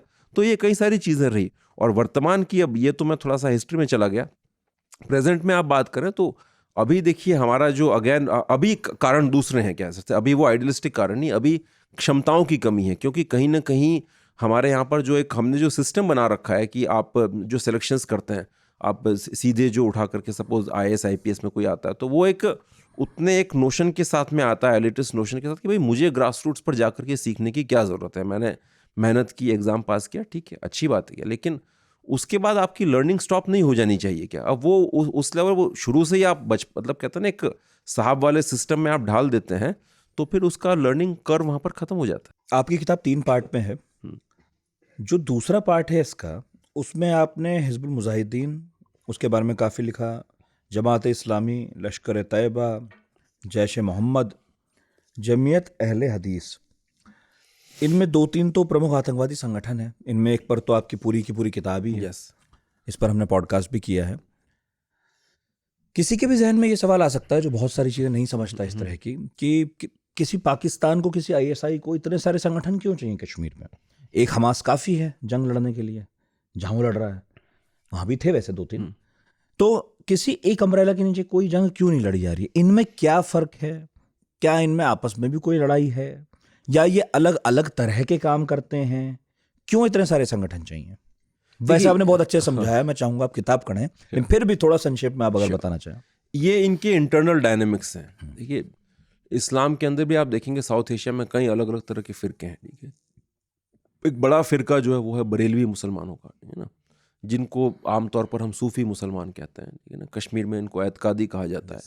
तकरीबन 85% के आसपास जो है।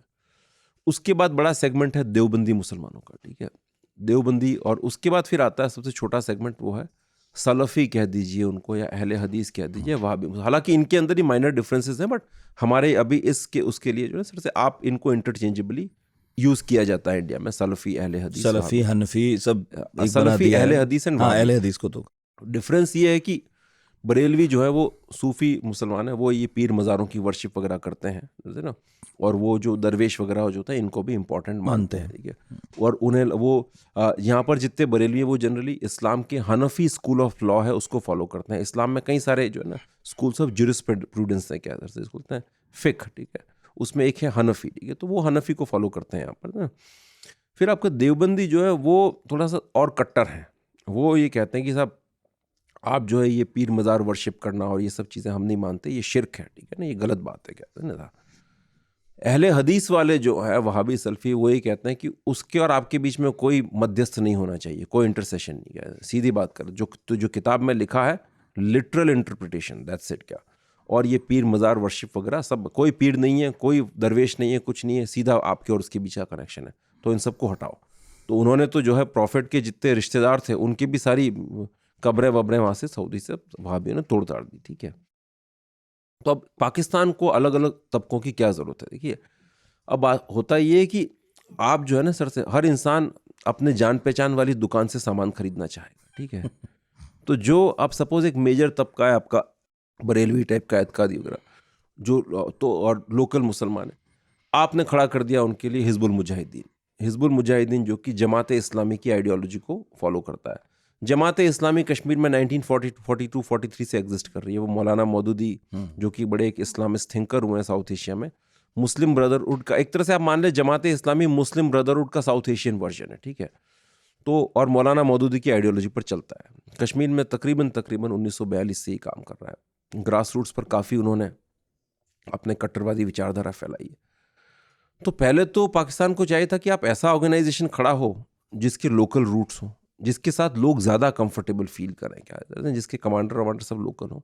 तो हिजबुल मुजाहिदीन खड़ा कर दिया, जिसकी इंटेलेक्चुअल लीडरशिप जो है सारी की सारी जमात इस्लामी के पास थी, ठीक है। जैसे जैसे वहाँ मिलिटेंसी बढ़ती गई, तब तक JKLF आउट हो चुका था। अब पाकिस्तान को लगा कि हमें और ज़्यादा कंट्रोल चाहिए इस मिलिटेंसी के ऊपर, अदरवाइज हिजबुल मुजाहिदीन भी हैं तो लोकल कश्मीरी, भरोसा आप कर नहीं सकते, आउट हो जाएगा फिर क्या करोगे, आपके कंट्रोल से बाहर चला गया तो अपने फॉरेन टेररिस्ट ग्रुप घुसाओ इन्होंने। तो उन्होंने फिर वहाँ लश्कर की एंट्री करवाई, ठीक है। नहीं, लश्कर से पहले भी वहाँ पर ये जो देवबंदी ग्रुप्स है ना सारे के सारे, जो हरकतुल मुजाहिदीन वगैरह, हरकत मूवमेंट से जुड़े हुए जो हाँ, थे, हरकत मूवमेंट से, जो अफगानिस्तान के बाद इधर लग गए काम पर, उनकी एंट्री वहां पर हो चुकी थी 93-94 के अंदर। इनफैक्ट मसूद अजहर सबसे पहले तो 93-94 में ही भारत आया था ना। और इंटरेस्टिंग जब पकड़ा गया था। हाँ, आज जो है, अभी जब तालिबान के वो आए थे फॉरेन मिनिस्टर, तो हमारे यहाँ पर बड़े बड़े चिंतक, विचारक और मंत्री, ये सब लोग बड़ा क्या कहते हैं इसको ग्लोरीफाई कर रहे थे कि साहब वो देवबंद गया। और कई लोगों ने तो लिखना शुरू कर दिया कि भारत को जो है ऐसी कूटनीतिक चाल चल के देवबंद के थ्रू जो है तालिबान को मैनेज करना चाहिए। मैं ये बात बता दूं इन सारे एक्सपर्ट्स को कि सबसे पहले देवबंद में मसूद अजहर भी गया था। और वो वहाँ पर अपना, जैसे कहते हैं ना, उसके आंसू निकल आए थे कि कैसी पवित्र जगह पर मैं पहुंच गया हूँ। सहारनपुर गया था, लखनऊ भी गया था, नजवा में गया था, लखनऊ भी गया था। फिर ये तो वो कहता ही है कि बाबरी भी देखी थी, हाँ, मतलब देखी रोया था बाबरी के बाहर, मैं रोया बड़ा, वो मैंने सुने उसके बाद। तो इसलिए जो है ना, अगर कोई सोचता है कि आप देवबंद के थ्रू तालिबान मैनेज कर लेंगे, तो इस तरह की अहमकाना और मतलब है ना डिल्यूजनल थॉट से आदमी को बाहर निकलना चाहिए। तो फिर ये उन्होंने इन ग्रुप्स को लॉन्च करना शुरू किया कश्मीर में। तो उन अर्ली डेज में कश्मीर में कई सारे फॉरेन कंट्रीज के भी टेररिस्ट है, तुर्की के भी लोग वहां पर लड़ रहे थे, बांग्लादेश के भी थे, सूडानीज भी थे। हाँ, ये भी नहीं पता था। तो ये सब लोग बहुत लंबे वक्त तक हम लोगों को कि वहाँ विदेशी लड़के थे, यस। और ये सब लोग बेसिकली कराची मदरसा बिनौरिया में पढ़ते थे ये लोग, है ना। तो कराची मदरसा बिनौरिया जिसमें मसूद अजहर, हाँ, ये बेसिकली एक तरह से आईवी लीग ऑफ जिहाद है। तो वहाँ ये लोग पढ़ते थे सारे के सारे, है ना। तो वहाँ से फिर जब अपना तो इनकी प्लेसमेंट हुआ कश्मीर के लिए, तो कश्मीर में आकर ये कर रहे थे प्लेसमेंट। फिर जब ये हरकत नेटवर्क के जो ग्रुप्स थे ना, ये भी थोड़ा क्या पाकिस्तान की सरकार के कंट्रोल में नहीं आते थे इतने। उसका एक रीज़न था कि देवबंदी जो सिस्टम है पाकिस्तान में, उसका इतिहास 150 साल पुराना है। वो ISI से भी 100 साल पुराना है, पाकिस्तान से पुराना है। 1850 के बाद से वो स्प्रेड आउट करने शुरू हो गए थे वहाँ। तो वो कहते हैं भी ठीक है, जो अगर आप हमें सपोर्ट करोगे इस्लामिस्ट कॉजेस के लिए, हम आपके साथ में, नहीं तो आपको भी औकात दिखा सकते हैं। जैश ए मोहम्मद के साथ भी तो यही किस्सा है ना। मसूद अजहर पाकिस्तानी एस्टैब्लिशमेंट के उतना कंट्रोल में नहीं है जितना लश्कर है। तो फिर उन्होंने एक बाइफर्केशन क्रिएट करने के लिए लश्कर को भेज दिया। अब लश्कर अहले हदीस को मानता है। अहले हदीस पाकिस्तान में मुश्किल से 4% पॉपुलेशन है। उसमें भी अहले हदीस के जो मौलाना जो हैं, सारे के सारे रिलीजियस सीनियर लीडर्स, वो लश्कर को इंपॉर्टेंस देते नहीं। वो कहते हैं कि आप जो कर रहे हो गलत कर रहे हो, बिकॉज ये जिहाद नहीं है। अहले हदीस के अकॉर्डिंग जिहाद के कुछ पैरामीटर्स हैं, मतलब है ना, उसको इस्लामिक स्टेट ही लॉन्च कर सकता है, खलीफा ही लॉन्च कर सकता है, और आपके लिए उसके लिए आपके पास अपनी टेरिटरी होनी चाहिए, फौज होनी चाहिए। बोलते कि आप जो कर रहे हो वो तो बेसिकली पाकिस्तानी स्टेट के टूल बने हुए। तो इसलिए लश्कर को पाकिस्तान की स्टेट की बड़ी ज़रूरत भी थी। एक तरह से लश्कर आप कह सकते हैं कि जैसे हमारे यहाँ पर हमारा जो पैरामिलिट्री फोर्सेज है ना, क्या वो वहाँ का उनका एक अपना वर्जन है। तो सोल्जर्स विदाउट यूनिफॉर्म, वो ISI का लाडला है, उससे पूछे बगैर वो कुछ नहीं करता है। यस। तो सरकारी मुजाहिदीन, मैं इसके लिए वर्ड यूज करूंगा, सरकारी मुजाहिदीन। ठीक है। तो वो उन्होंने सरकारी मुजाहिदीन कश्मीर में भेजे फिर, ठीक है, लश्कर वाले इन पर कंट्रोल करने के लिए। फिर जब देखा कि लश्कर जो है वो थोड़ा सा ज़्यादा वो कर रहा है, तो फिर उन्होंने जैश लॉन्च करवा दिया, जैश भेज दिया।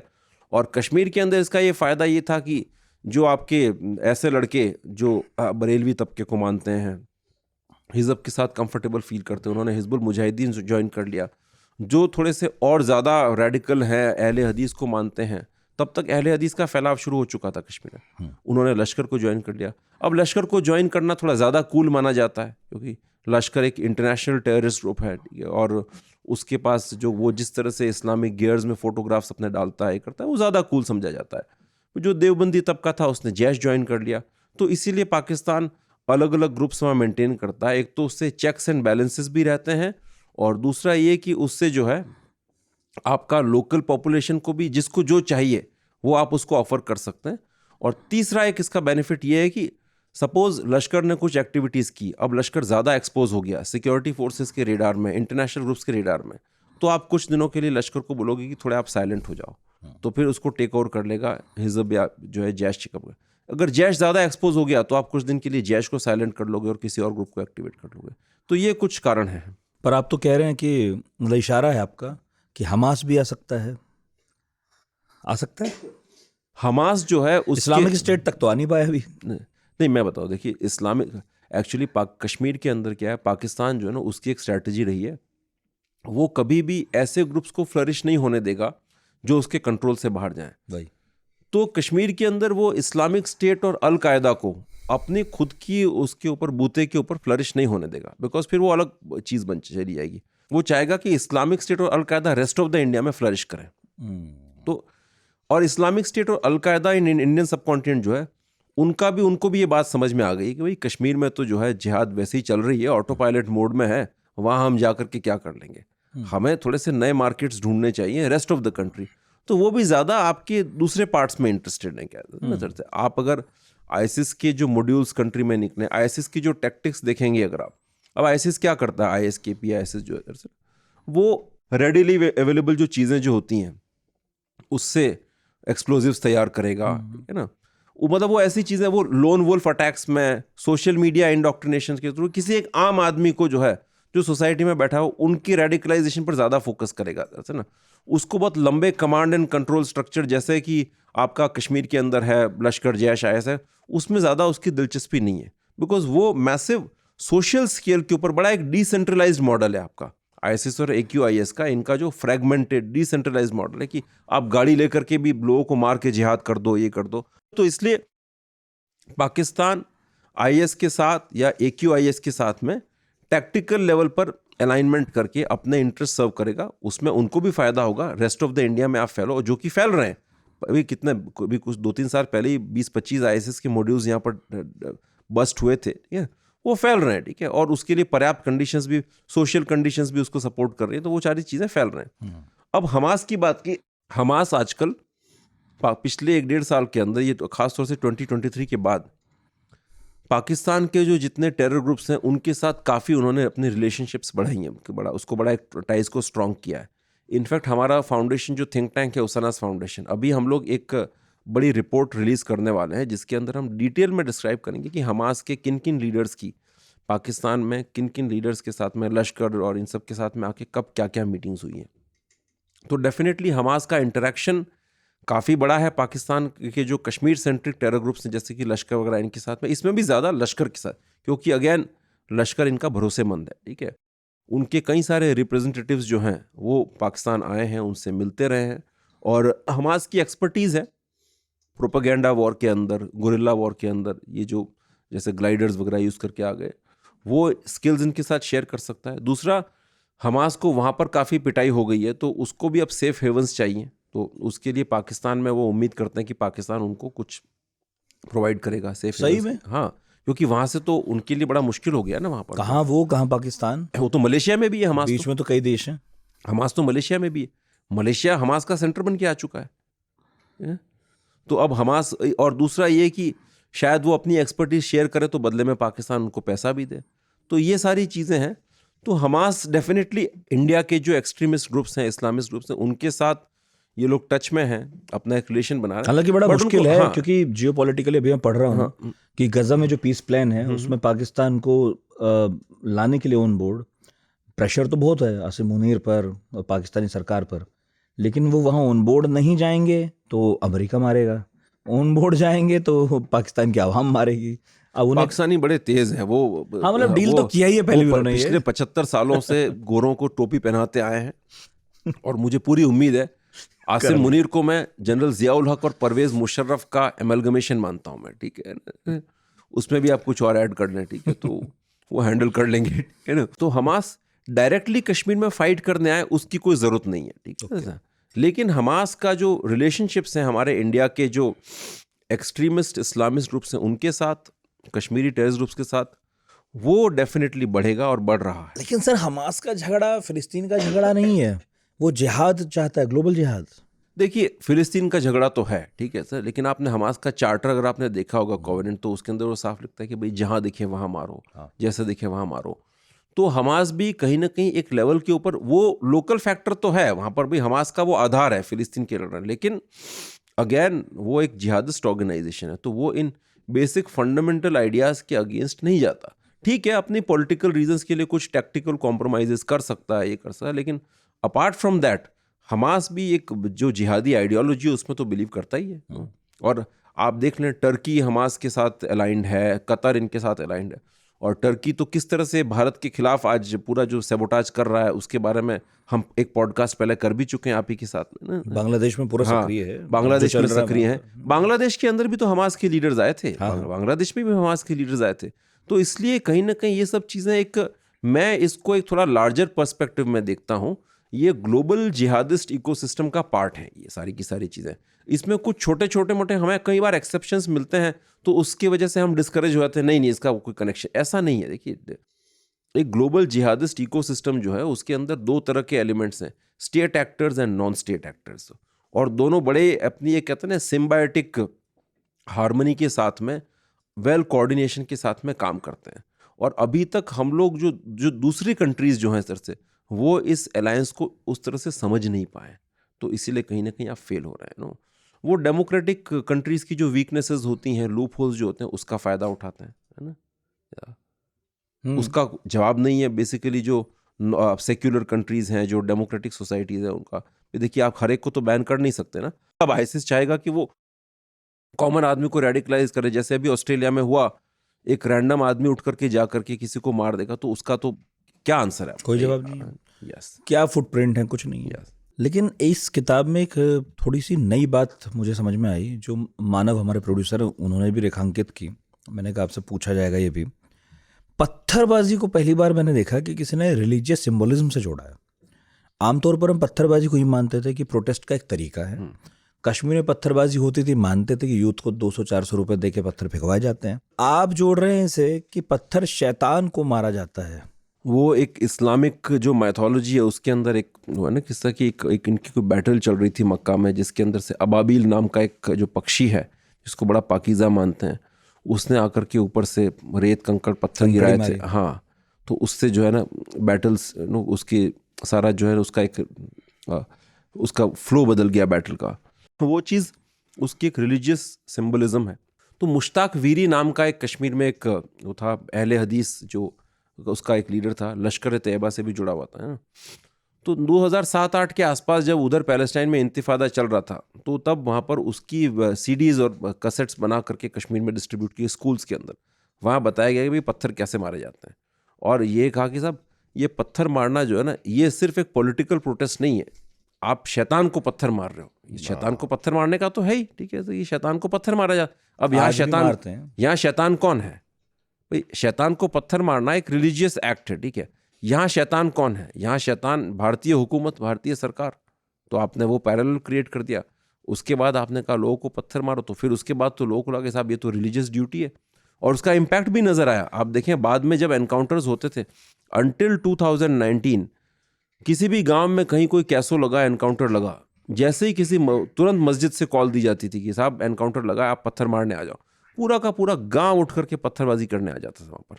और वो एक लेजिटिमेट एनकाउंटर को रोकते थे और फोर्सेस के ऊपर पत्थर मारते थे। तो इतना सब कुछ जो है ना, ये बिना किसी रिलीजियस मोटिवेशन के नहीं होता। आपके पुराने बॉस रहे सत्यपाल मलिक, किताब के पार्ट 3 में भी हैं वो। यस, हाल ही में निधन हुआ उनका। लेकिन अपने करियर या जीवन के आखिरी दिनों में वो उन लोगों के बहुत खिलाफ बोलते थे जिन लोगों ने उन्हें कई जगहों का राज्यपाल बनाया। कश्मीर में तो सक्रिय थे ही। एक तो कश्मीर में क्यों लाए गए थे वो, उनकी क्या एक्सपर्टीज थी, जो आप भी कह रहे हैं कुछ एक्सपर्ट लोगों को लगाना चाहिए, उन्हें क्यों? और बाद में क्या हुआ कि वो उस केंद्र से इतने खफा थे जो उन्हें कश्मीर लाया? उनकी मित्रता थी अरुण जेटली से, ठीक है। और उस वक्त कश्मीर के अंदर जो ये एन वोरा जो थे पहले। आपके बॉस कैसे हुए पर वो? पहले यहाँ से शुरू करते हैं। मैं आपको बताता हूँ, मैं 2016 में अमेरिका से जब मैं वापस आया, तो उससे पहले मैंने यूएन के अंदर भी काम किया, और ये टेररिज्म मेरा एक फोकस एरिया था। तो मैं उदयपुर के अंदर, मेरा होम टाउन है, वहाँ पर मैं एक लोकल एनजीओ के साथ मैं काम कर रहा था जैसे। तो मेरे फादर पुलिस सर्विसेज से रिटायर्ड हैं। अब उनकी एक फॉर्मर बॉस थे, तो मिस्टर अशोक भंडारी, वो अटल बिहारी वाजपेयी सरकार के अंदर सेक्रेटरी कश्मीर थे, स्पेशल सेक्रेटरी कश्मीर दिख रहे थे। उनका एक बार घर पे आना हुआ, तो चर्चा हुई कि भाई आपका क्या इंटरेस्ट एरिया है। मैंने बताया कि मेरा इंटरेस्ट एरिया तो मेन ये है, और चूँकि पिताजी पुलिस सर्विसेज में थे, तो इसलिए घर में शुरू से एक तरह से इन चीज़ों पर डिस्कशंस वगैरह तो होते ही थे, कह सकते हैं। इनफैक्ट वो एक बहुत बड़ा एक इंसिडेंट हुआ था तब, जैसे कि एक कैलकाटा में अमेरिकन सेंटर का था 96 या 97 के अंदर, उसको उड़ाने की बड़ी साजिश थी, है ना। जैसे वो उसके अंदर एक अंसारी करके लोकल बिजनेसमैन भी वहाँ का इन्वॉल्व था, तो वो बस्ट हुई थी। वो अलकायदा का प्लॉट या कुछ था, मुझे again I am not able to recollect the details, but उसमें जो गाड़ी इस्तेमाल की जाने वाली थी उसकी मैन्युफैक्चरिंग शायद उदयपुर में हुई थी, और मेरे फादर वहाँ पर इंटेलिजेंस के अंदर पोस्टेड थे तब, तो वो रिकवर उन्होंने ही किया था वहाँ पर। तो तब से एक इंटरेस्ट तो इन चीज़ों में डेवलप हो ही गया था, ठीक है। तो ये सारी चीज़ें होने लगी, और फिर जब उन्होंने कहा कि यार ठीक है आपका ये एक्सपर्ट एरिया है, तो I will introduce you to some people. तो विवेकानंद फाउंडेशन नाम का एक थिंक टैंक है दिल्ली के अंदर, तो मुझे वहाँ पर इंट्रोड्यूस करवाया गया, और वहाँ पर जो है से कई सारे एक्सपर्ट्स पुराने बैठे रहते थे, मतलब एजेंसी हेड से, मिलिट्री की जनरल से। तो अब मैं उदयपुर से तो मैं मूव हुआ नहीं दिल्ली के अंदर, बट मैंने फॉर्मली ज्वाइन नहीं किया, बट मैं आर्टिकल्स लिखता था उनके लिए। मैंने सजेस्ट किया था कि भाई कश्मीर के अंदर मुझे एक रेडिकलाइजेशन पर स्टडी करने की इच्छा है ना। तो अब रेडिकलाइजेशन पर काम करना था, वो एक नया टॉपिक था, जनरली एक टैबू सब्जेक्ट था इंडिया के एकेडमिक कॉन्टेक्स्ट के अंदर। तो बट विवेकानंद फाउंडेशन की एटलीस्ट ये एक था कि उन्होंने एक करेजियस उसको लेते हुए सपोर्ट किया, और वहाँ पर सीडी साहे साहब थे जो कि रॉ के फॉर्मर चीफ थे, और वो वहाँ पर ये एरियाज़ देखते थे। और ये सीडी साहे साहब, जो हमारी जो टीम नेगोशिएट करने गई थी कांधार में वो मसूद अजहर के टाइम में, उस टीम के लीडर भी यही थे, यस। तो उनका बड़ा पुराना एक एक्सपीरियंस था इसमें। तो देन ही सेड कि आप लिखें इसके ऊपर। तो अब कश्मीर जाने का मैंने फील्ड स्टडी के लिए कश्मीर को सेलेक्ट किया, बिकॉज मैं अमेरिका में था, वहाँ पर मैं एक बड़ी अच्छी जगह पर था, इथिका बड़ी स्नो वाली जगह थी, तो यहाँ पर आकर के मैं तंग आया था गर्मी से, कि चलो कश्मीर जाके आते हैं। तो कश्मीर जब मैं गया वहाँ पर तकरीबन मैं 10 दिन मैं वहाँ रहा, और वहाँ पर मैंने सारा अपना 10-15 दिन के आसपास चीज़ों को स्टडी किया, सारे ग्राउंड लेवल पर ट्रेंड्स। उसमें मेरी कुछ फाइंडिंग्स थी कि ये बात होगी 2017 की, कि यहाँ पर जो है ना 2017 और 18 शुरू होने वाला था, कि यहाँ पर कश्मीर में आपका local home grown suicide bombing का ट्रेंड बढ़ रहा है। मतलब उसमें ये कंक्लूजन था मेरा कि यहाँ के लोकल लड़के अब as a suicide bomber volunteer करेंगे, ठीक है जैसा। और पुलवामा के अंदर आपने देखा होगा कि लड़का लोकल ही था जो सुसाइड बॉम्बर था। तो वो आने के बाद दिल्ली के अंदर मैंने कुछ यहाँ पर बड़े प्रोमिनेंट लोग थे, तेजेंद्र खन्ना साहब थे, दिल्ली के फॉर्मर गवर्नर थे, तो वो उनसे मेरी बातचीत थी, वो हमारे गाइड भी थे, उनको मैंने शेयर किया, उन्होंने गवर्नमेंट के अंदर शेयर किया। तब नृपेन मिश्रा साहब जो थे वो प्रिंसिपल सेक्रेटरी थे पीएम के, उनको हमने ब्रीफ किया, तो उन्होंने कहा कि नहीं ये तो बात होनी चाहिए। तो आई थिंक फिर होम सेक्रेटरी साहब थे, गाबा साहब थे, उनके साथ भी ये चीज़ शेयर की गई। और फिर सत्यपाल मलिक साहब उन्हीं दिनों अपॉइंट हो रहे थे, तो इसी ब्रीफिंग के सिलसिले में मुझे उनके साथ जाना पड़ा, तो उनको मैंने ब्रीफ किया। फिर उन्होंने, मलिक साहब ने कहा कि भाई मैं तो 20 साल बाद एक्टिव पॉलिटिक्स में आया हूँ, और मैं अच्छा बिहार में रह रहा था अपना शांति से, और पीएम साहब ने मुझे कश्मीर भेज दिया, मैं वहाँ क्या करूँगा, आप हमारे साथ चलें। मैंने कहा कि सर ठीक है, साथ तो मैं चल दूंगा, मेरा तो इंटरेस्ट एरिया ही, लेकिन मैं कोई कैडर ब्यूरोक्रेसी से नहीं हूँ क्या, उसके लिए आप बात कर लें अपने टॉप सेटअप के अंदर। तो आई थिंक उन्होंने बात की होगी, फिर उसके लिए ग्रीन सिग्नल मिल गया, तो फिर मैं उनके साथ चला गया। तो इनिशियली बात ये थी कि आप किसी फॉर्मल कैपेसिटी में ज्वाइन करें। अब दरअसल होता ये कि जब आप बाहर के सिस्टम से आए हुए हैं तो लोकल ब्यूरोक्रेसी का बड़ा रेजिस्टेंस आता है। तो वहाँ पर जो सीनियर लीडर जो थे सारे के सारे ब्यूरोक्रेसी के अंदर बड़े सीनियर, उनको मेरा आना कुछ खास पसंद नहीं आया यहाँ पर दरअसल। तो बड़े उन्होंने प्रयास किए कि भाई जो है कि इसको यहाँ से निकाल ही दिया जाए, यहाँ से भगा दिया जाए इनको यहाँ से, क्या है नो। तो अब चूंकि मैं भी डिटर्मिन्ड था कि उनका एक बार जाने के बाद तो मुझे टेस्ट लग चुका था कश्मीर का, जैसे कहते हैं ना वो कहते हैं शेर को खून का स्वाद लग जाए। तो फिर मैंने कहा मलिक साहब से कहा कि सर आप फॉर्मल कैपेसिटी छोड़िए, मैं इनफॉर्मल कैपेसिटी में ही ठीक हूँ, क्योंकि फॉर्मल कैपेसिटी में अगर आते ही फिर जो है एक तो हायरार्की बन जाएगी, आपसे मिलने में दुनिया भर की परमिशंस, दिल्ली में बात करने में दुनिया भर की परमिशंस, पब्लिक में जाओगे तो कम से कम 3-3, 4-4 बुलेट प्रूफ गाड़ियाँ आपकी साथ चलेंगी, मोबिलिटी रेस्ट्रिक्शंस। तो फिर मैं इनफॉर्मल कैपेसिटी के अंदर ही मैं उनके साथ काम करता रहा, उनको एडवाइस करता रहा। तो इसीलिए वो मेरे फॉर्मर बॉस हुए, और काफ़ी सारी चीज़ें, रिपोर्ट्स वगैरह, ब्रीफिंग्स वगैरह वो रेगुलर बेसिस पर उनके साथ ऑलमोस्ट डेली होती थी। इसी दरमियान मुझे भी कश्मीर को सीखने समझने का टाइम मिला, और मैं इतना ग्रास रूट्स लेवल पर उतरा कि उसके फलस्वरूप मैं खुद करीब, मेरी ये चौथी किताब है, ये सब मैं लिख पाया। अब बात करते हैं हम सत्यपाल मलिक साहब की। तो सत्यपाल मलिक साहब की मित्रता थी और जेटली साहब के साथ में। जेटली साहब जो थे वो इंटेलेक्चुअल इंसान थे काफ़ी। तो उन दिनों बात थी कश्मीर में 370 हटा, मतलब तय नहीं हुआ था लेकिन आगे कुछ ऐसा हो सकता है। तो एनएन वोरा साहब तो उस पर साइन करते नहीं, ठीक है। एनएन वो तो ये बात पता चल चुकी थी बीजेपी को, तो अब किसी और आदमी को भेजना था, अब क्या किया जाए, ठीक है ना। और उस वक्त वो बुरहान वानी के बाद के हालात और वो सब कश्मीर में बिगड़ चुके थे। बीजेपी का जो एक्सपेरिमेंट जो था आपका ये पीडीपी वाला, ये हमारे राम माधव जी का बताते हैं कि, मतलब ऐसा मुझे तो कंफर्म नहीं, लेकिन ये उनका ब्रेन चाइल्ड था इधर से, जो मतलब कहते हैं ना बहुत बुरी तरह से फेल हुआ था। जनरली पीडीपी एक ऐसी पार्टी है जिसको मतलब कहते हैं ना, वो ये सेपरेटिज्म और उनके जो कनेक्शंस थे इस्लामिक एक्सट्रीमिस्ट थे वो कहीं गुना ज़्यादा है, कहते हैं ना। इनफैक्ट मुफ्ती मोहम्मद सईद के लिए तो कश्मीर में ये कहा जाता है कि वो जमात इस्लामी के डिफैक्टो चीफ हैं पिछले 25 साल से। तो मुझे तो ये समझ में भी नहीं आया कि ऐसी क्या बुद्धि भ्रष्ट हुई कि आपने जो है इनके साथ अलायंस कर लिया, ठीक है, नहीं था तो। बट ये जब अलायंस फेल हुई तब तक पीएम को शायद ये समझ में आ चुका था कि कश्मीर के लिए अब डिफरेंट ट्रेजेक्टरी पर जाना है। और पीएम की एक ठीक ठाक अच्छी खासी मतलब एक क्रेडिबिलिटी भी है कश्मीर के अंदर, ये हम कह सकते हैं लोगों में। ठीक है, आप ऊपर से देखिए, वो तो चूंकि जनता एक इस्लामिक सिस्टम के अंदर है से और उनको सपोर्ट करते वो, लेकिन वो भीतर ही भीतर ये जानते हैं कि ये आदमी और लोगों से अलग आदमी है, क्या इधर से ना, चाहे वो फाइनेंशियल इंटेग्रिटी के मैटर्स हो या डिसीजन मेकिंग की बात हो। तो फिर अब ऐसे आदमी को लगाना था जिसके ऊपर संघ का टैग ना लगा हो।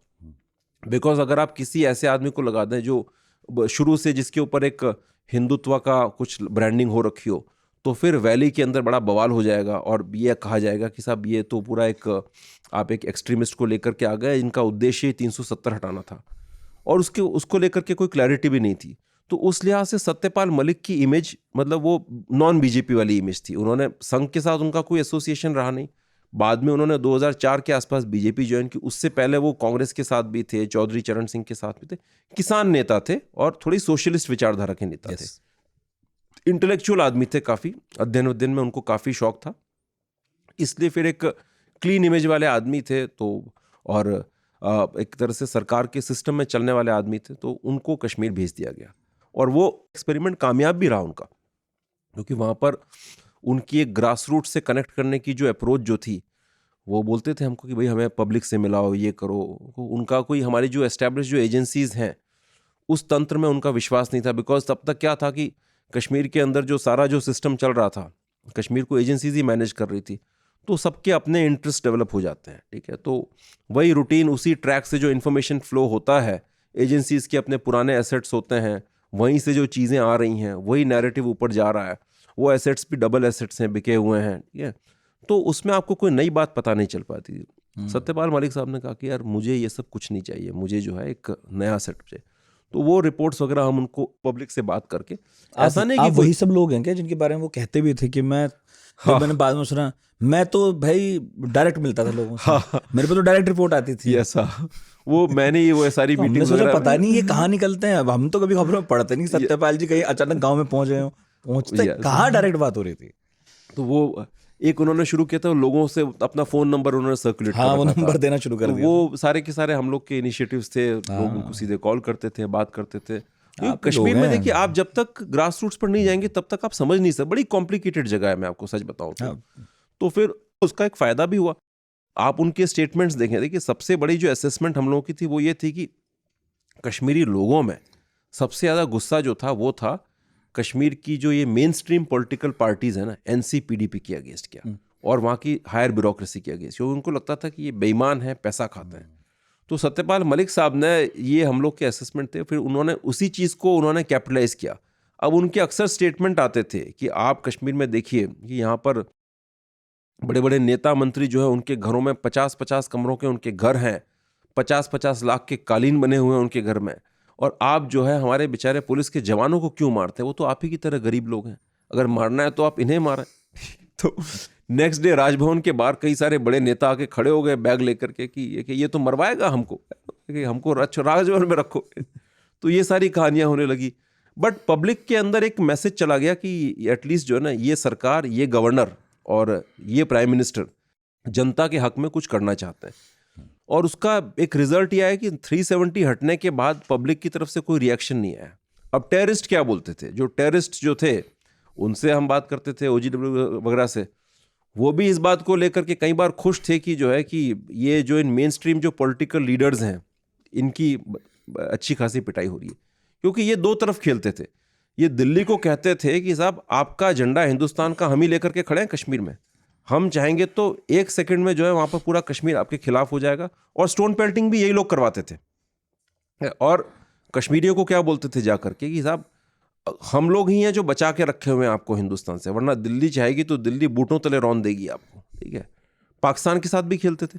बाद में तो जो है परवेज़ मुशर्रफ के आने के बाद तो कश्मीर की जो मेन स्ट्रीम पॉलिटिक्स है उसके अंदर पाकिस्तान की दखलंदाजी बहुत बढ़ गई। क्या मैं नाम नहीं लेना चाहूँगा, लेकिन मेरी बात से कई लोग समझ जाएंगे। बड़े बड़े पॉलिटिकल लीडर वहाँ के including ex chief ministers regularly बात करते थे पाकिस्तान के नेताओं से। एक मंत्री जी की गाड़ी में तो जो है बुरहान वानी तक ने सफ़र किया है। इनफैक्ट जो कश्मीर के जो मेन स्ट्रीम इंस्टीट्यूशंस, एक बहुत बड़ा बैंक है कश्मीर का, उसके जो चेयरमैन जो थे उनको तो जब हम पता चला हमें कि वहाँ पर क्या गतिविधियाँ चल रही हैं, मैंने उनकी जो सारी जो कहते हैं ना अपने जो हमारे सोर्सेज थे उनसे बात करके पता चला तो वो तो पूरी तरह से टेरर फंडिंग में इन्वॉल्व था। और जब वो उसके इन्वॉल्वमेंट का पता चला तो हरकतें क्या सामने आएगी। 40 लाख के कोलैटरल के ऊपर 40 करोड़ के लोन दिए जा रहे थे। अब वो लोन जो दिए जाते थे उसमें एक हिस्सा कमीशन का जो है सारे बड़े बड़े पॉलिटिकल लीडर्स जो है उनको जाता था, सेपरेटिस्ट जो हैं हुर्रियत वालों को जाता था, बाकी टेरर फंडिंग में। और जो लोन लेके गया वो डिफॉल्टर बन करके गायब हो जाता था। और वो जो उसका जो चेयरमैन जो था उस बैंक का, उसको पाकिस्तान से फ़ोन आते थे। जब मैंने जाकर के कंप्लेंट की, मैंने जाकर के हमारे बॉस को बताया तो उन्होंने एक बड़े आला अफसर थे वहाँ पर, बड़े सीनियर ब्यूरोक्रेट थे, उनको बुलाया कि भाई बताइए पांडे जी क्या कह रहे हैं, साहब ऐसा ऐसा है। अगले दिन फिर उन्होंने रिपोर्ट भेजी कि साहब इसकी हमने CDR निकलवाई है, इसको तो पाकिस्तान से कॉल आता है, वो बोलते हैं कि साहब आप इसको सेलेक्ट करिए, ये करिए। और उस बैंक के जो साउथ कश्मीर के अंदर जो ऑफिसर्स जो थे वो लोग बेसिकली OGWs का काम कर रहे थे मिलिटेंट्स के साथ में। ऐसे जिन दफ्तरों में जिन घरों में बैंक के ऑफिस चल रहे थे उन घरों का मालिक कौन? जमाते इस्लामी के लोग। जब वो किराया, जिस घर का किराया 50,000 होना चाहिए उसकी बजाय उसको 1.5-2 लाख किराया दिया जा रहा है। वो पैसा कहाँ जा रहा है? टेरर फंडिंग में जा रहा है। तो ये सब काम हुए सारे। अब बाद में सत्यपाल मलिक साहब का सरकार के साथ जो हुआ, उस वक्त तो देखिए वो बड़ी तारीफ ही करते थे। मैं आपको बताऊं, इनफैक्ट वो तो इनके साथ में भी पढ़े हुए हैं, डोल साहब के साथ कई उन लोग साथ में एजुकेशन भी था उनका। तो उस वक्त वो बड़ी तारीफ करते थे, PM की भी करते थे, डोल साहब की भी करते थे। और वो कहते थे कश्मीरियों कि भाई आपको इनसे बढ़िया PM कोई नहीं मिल सकता, इतना डेवलपमेंट पैकेज है, ये है इधर से सब कुछ। और मैंने उनके मुंह से कभी क्रिटिसिज्म सुना नहीं। लेकिन बाद में जो है उनके जो स्टेटमेंट्स वगैरह आए उसने सबको चौंकाया है ना। तो वो मुझे लगता है कहीं ना कहीं कुछ पर्सनल ईगो इश्यूज की वजह से ज़्यादा थे, जो पॉलिटिकल कलर ले लिया उन्होंने। क्या कुछ ना कुछ जो ये किसान आंदोलन के टाइम में जो किसान कानून आए और उसके बाद शायद उनकी कुछ मुलाकात हुई थी PM से ना, और उसमें कुछ बातचीत हुई थी, उसको लेकर के थोड़े वो इमोशनल टाइप के आदमी थे सत्यपाल मलिक साहब ना, कई बातों से थोड़े से हर्ट हो जाते थे।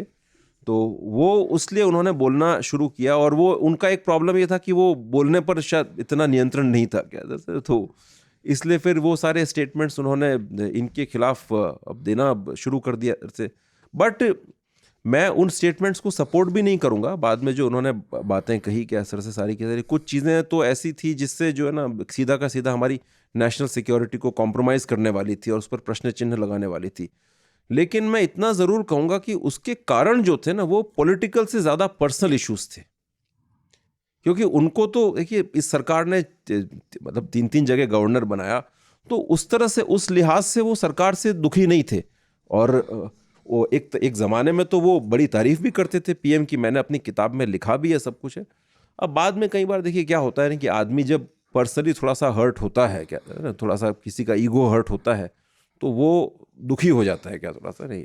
और वो जाट थे, बड़े ग्रास रूट से उठे हुए थे, क्या ना, तो आप एक जाट आदमी का ईगो हर्ट करेंगे तो। और कहीं ना कहीं देखिए थोड़ा सा मैं ये भी कहूँगा कि आई थिंक BJP RSS की जो वर्किंग स्टाइल जो थी उसके अंदर सत्यपाल मलिक, हालांकि मतलब BJP के साथ तो वो काम कर रहे थे अपना, RSS के साथ उनका कभी एसोसिएशन रहा नहीं, तो उसके अंदर वो उतने फिट नहीं थे। बट BJP जो सरकार में तो उनका एक ठीक ठाक से काम चल रहा था। तो मे बी लेटर स्टेज के अंदर ये जो पर्सनल इश्यूज आए होंगे ये कहीं ना कहीं एक आपसी व्यवहार या बातचीत के दौरान कुछ बातें हुई होंगी, उससे ये चीज़ें निकल करके आई होंगी। आप इतना पाकिस्तान को भी पढ़ते समझते रहे हैं, मेरे आखिरी एक आध सवाल हैं। एक फिल्म बड़ी ट्रेंडिंग है, धुरंधर, उसके अंदर लियारी गैंग वॉर के बारे में काफ़ी कुछ दिखाया बताया जा रहा है। वैसे फिल्म की बात करूं तो फिल्म में तो ये भी है कि देख के लगता है कि बलूच लोग जो हैं वो, आपने देखी फिल्म वैसे? हाँ देखिए। हाँ, तो बलूच लोग जो हैं वो बंदूकें ला रहे हैं जिससे 26/11 हो रहा है। उसमें ये भी दिखाई दे रहा है कि हमारा कोई जासूस है वो अपने हाथ से हथियार दे रहा है कसाब को।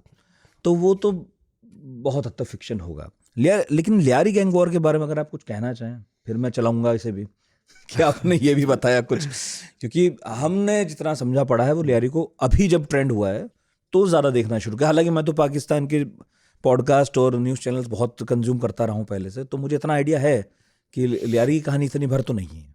फिल्म वैसे मैंने देखी फिल्म, और अच्छी फिल्म बनाई है। हालांकि डेफिनेटली कुछ कुछ जगहों पर वहाँ पर कुछ बातें ऐसी हैं जो अगर आप इनसाइडर हैं इन चीज़ों के तो आप एग्री नहीं करेंगे उनसे, ठीक है ना, वो मैं मानता हूँ, यू नो।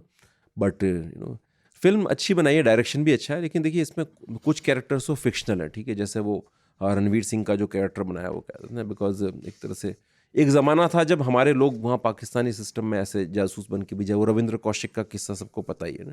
लेकिन धीरे धीरे वो चीज़ें बड़ी बहुत मुश्किल हो गई और उसकी ज़रूरत भी नहीं रही अब तो, ठीक है। इनफैक्ट लास्ट आई रिमेंबर कि जब पार्लियामेंट अटैक हुआ था तो हमारी एजेंसीज़ के पास 121 टेरर कैंप्स के कोऑर्डिनेट्स थे, और तब भी ये बात उठी थी पार्लियामेंट अटैक के बाद और 26/11 के बाद भी कि उन पर स्ट्राइक की जाए।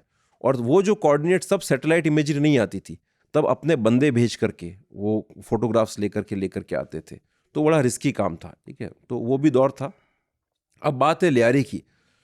Karachi is a modern city, एक पोर्ट सिटी के रूप में डेवलप हुआ, और लियारी भी एक, जैसे आमतौर पर कोई भी पोर्ट के आसपास का एरिया जो होता है तो उस तरह से वहाँ पर डेवलप हुआ। और वहाँ पर मिक्स पॉपुलेशन थी एक ज़माने के अंदर, तो सिंधी भी थे, पारसी भी थे, हिंदू भी थे, और काफ़ी सारे बलोची वहाँ पर आकर के सेटल हो गए थे। मकरानी बलोची मोस्टली, जो कोस्टल बलोची थे, वो वहाँ पर आकर के जॉब्स के लिए सेटल, जैसे बॉम्बे का जिस तरह से डेवलपमेंट हो, आप उसी तरह का एक पैरेलल ड्रॉ कर सकते हैं।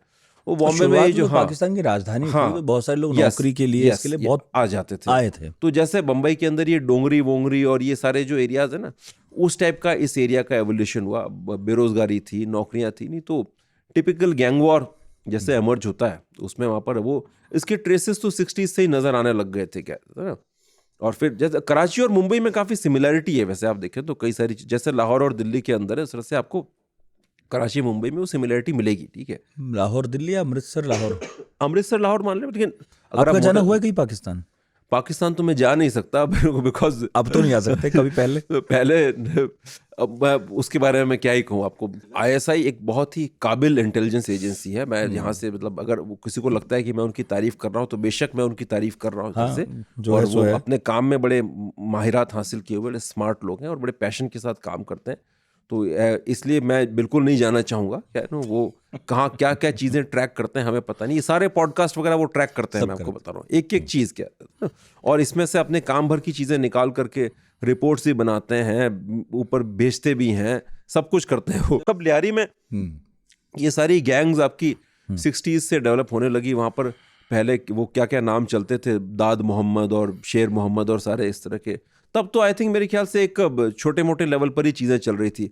उसके बाद फिर ये नए फिगर्स आने लगे, हाजी लालू, और फिर उसके बेटे भी था कोई, नाम बड़े इंटरेस्टिंग है एक तो इनके, क्या अरशद पप्पू और यासिर अराफात। लोग कई बार यासिर अराफात को उस यासिर अराफात से कंपेयर कर लेते हैं, ठीक है। तो ये सारे आने लगे। फिर अब वो बलोच जो थे ना, वहाँ पर देखिए लोगों को थोड़ा सा कन्फ्यूजन होता है कि ये जो बलोच है ये ओरिजिनल बलोचिस्तानी मूवमेंट से, ऐसा नहीं है। ये बलोच बहुत पहले आकर के वहाँ पर सेटल हो गए थे।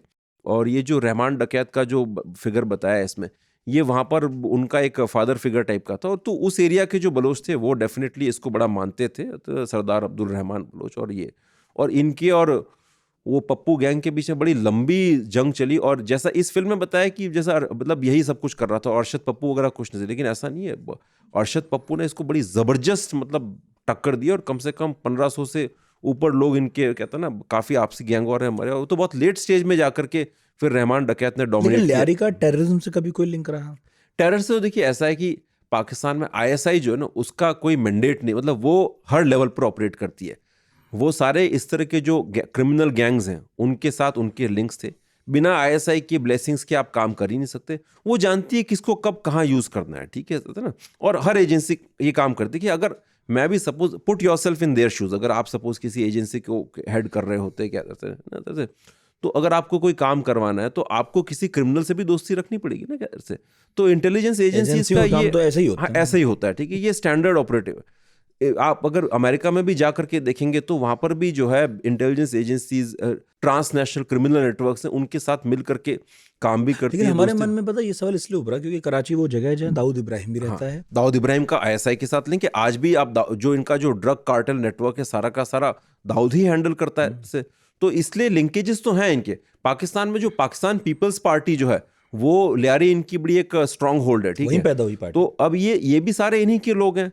आपके जो जैसे जो पुराने जो ग्रुप्स खड़े हुए थे, बेनजीर के जो भाई थे, इन सबको तो मरवाने का काम ही जो है सर से ये आईएसआई के लोगों ने। अल जुल्फिकार नाम का एक ऑर्गेनाइजेशन था, पुलिस एनकाउंटर में मारा है उसको, मुर्तजा भुट्टो चलाता हाँ था। उसको, है ना। अब उसके यहाँ पर उसने भी हाईजैक किए हैं।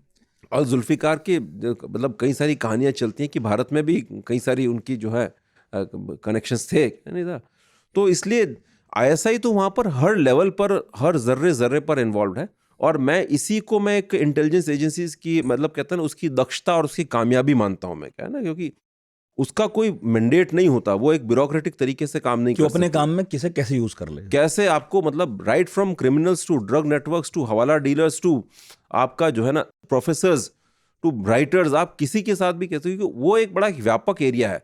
किसी को भी जो है अपने इंटरेस्ट को सर्व करने के लिए, अपने काम करवाने के लिए आप यूज करें। आखिरी सवाल, ऑपरेशन सिंदूर के बारे में आपका ये कहना और मानना है, आप आलोचना करते हैं कि स्ट्रेटेजिकली वो सही जगह पे नहीं रोका गया और जब पाकिस्तान की सेना बिखरने वाली थी तब अचानक से मध्यस्थता स्वीकार कर ली भारत ने भी, जिससे पाकिस्तानी सेना को फिर समय मिल गया। देखिए मैं ये कहूँगा इसके अंदर कि अभी हम लोग सब कहते हैं कि परसेप्शन वॉर के अंदर हम लोग पीछे रह गए, हम लोग पीछे रह गए परसेप्शन वॉर के अंदर। मेरा थोड़ा सा अलग टेक है इसके अंदर।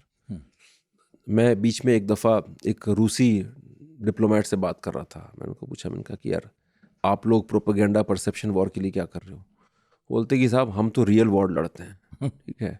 एक बार मैं इजरायली जो डिफेंस एक्सपर्ट थे उनसे बात कर रहा था, मैंने कहा कि यार आप परसेप्शन प्रोपेगेंडा वॉर के लिए क्या कर रहे हो, ठीक है यार, हमारा तो कंट्री छोटा सा है, पॉपुलेशन भी बहुत कम है, इतने रिसोर्सेज ही नहीं है, तो जो वो हैं वो हम रियल वॉर पर डिवोट करते हैं, परसेप्शन उसी से सेट हो जाता है। तो होता ये कि दरअसल परसेप्शन क्या है, सिग्नलिंग, ठीक है।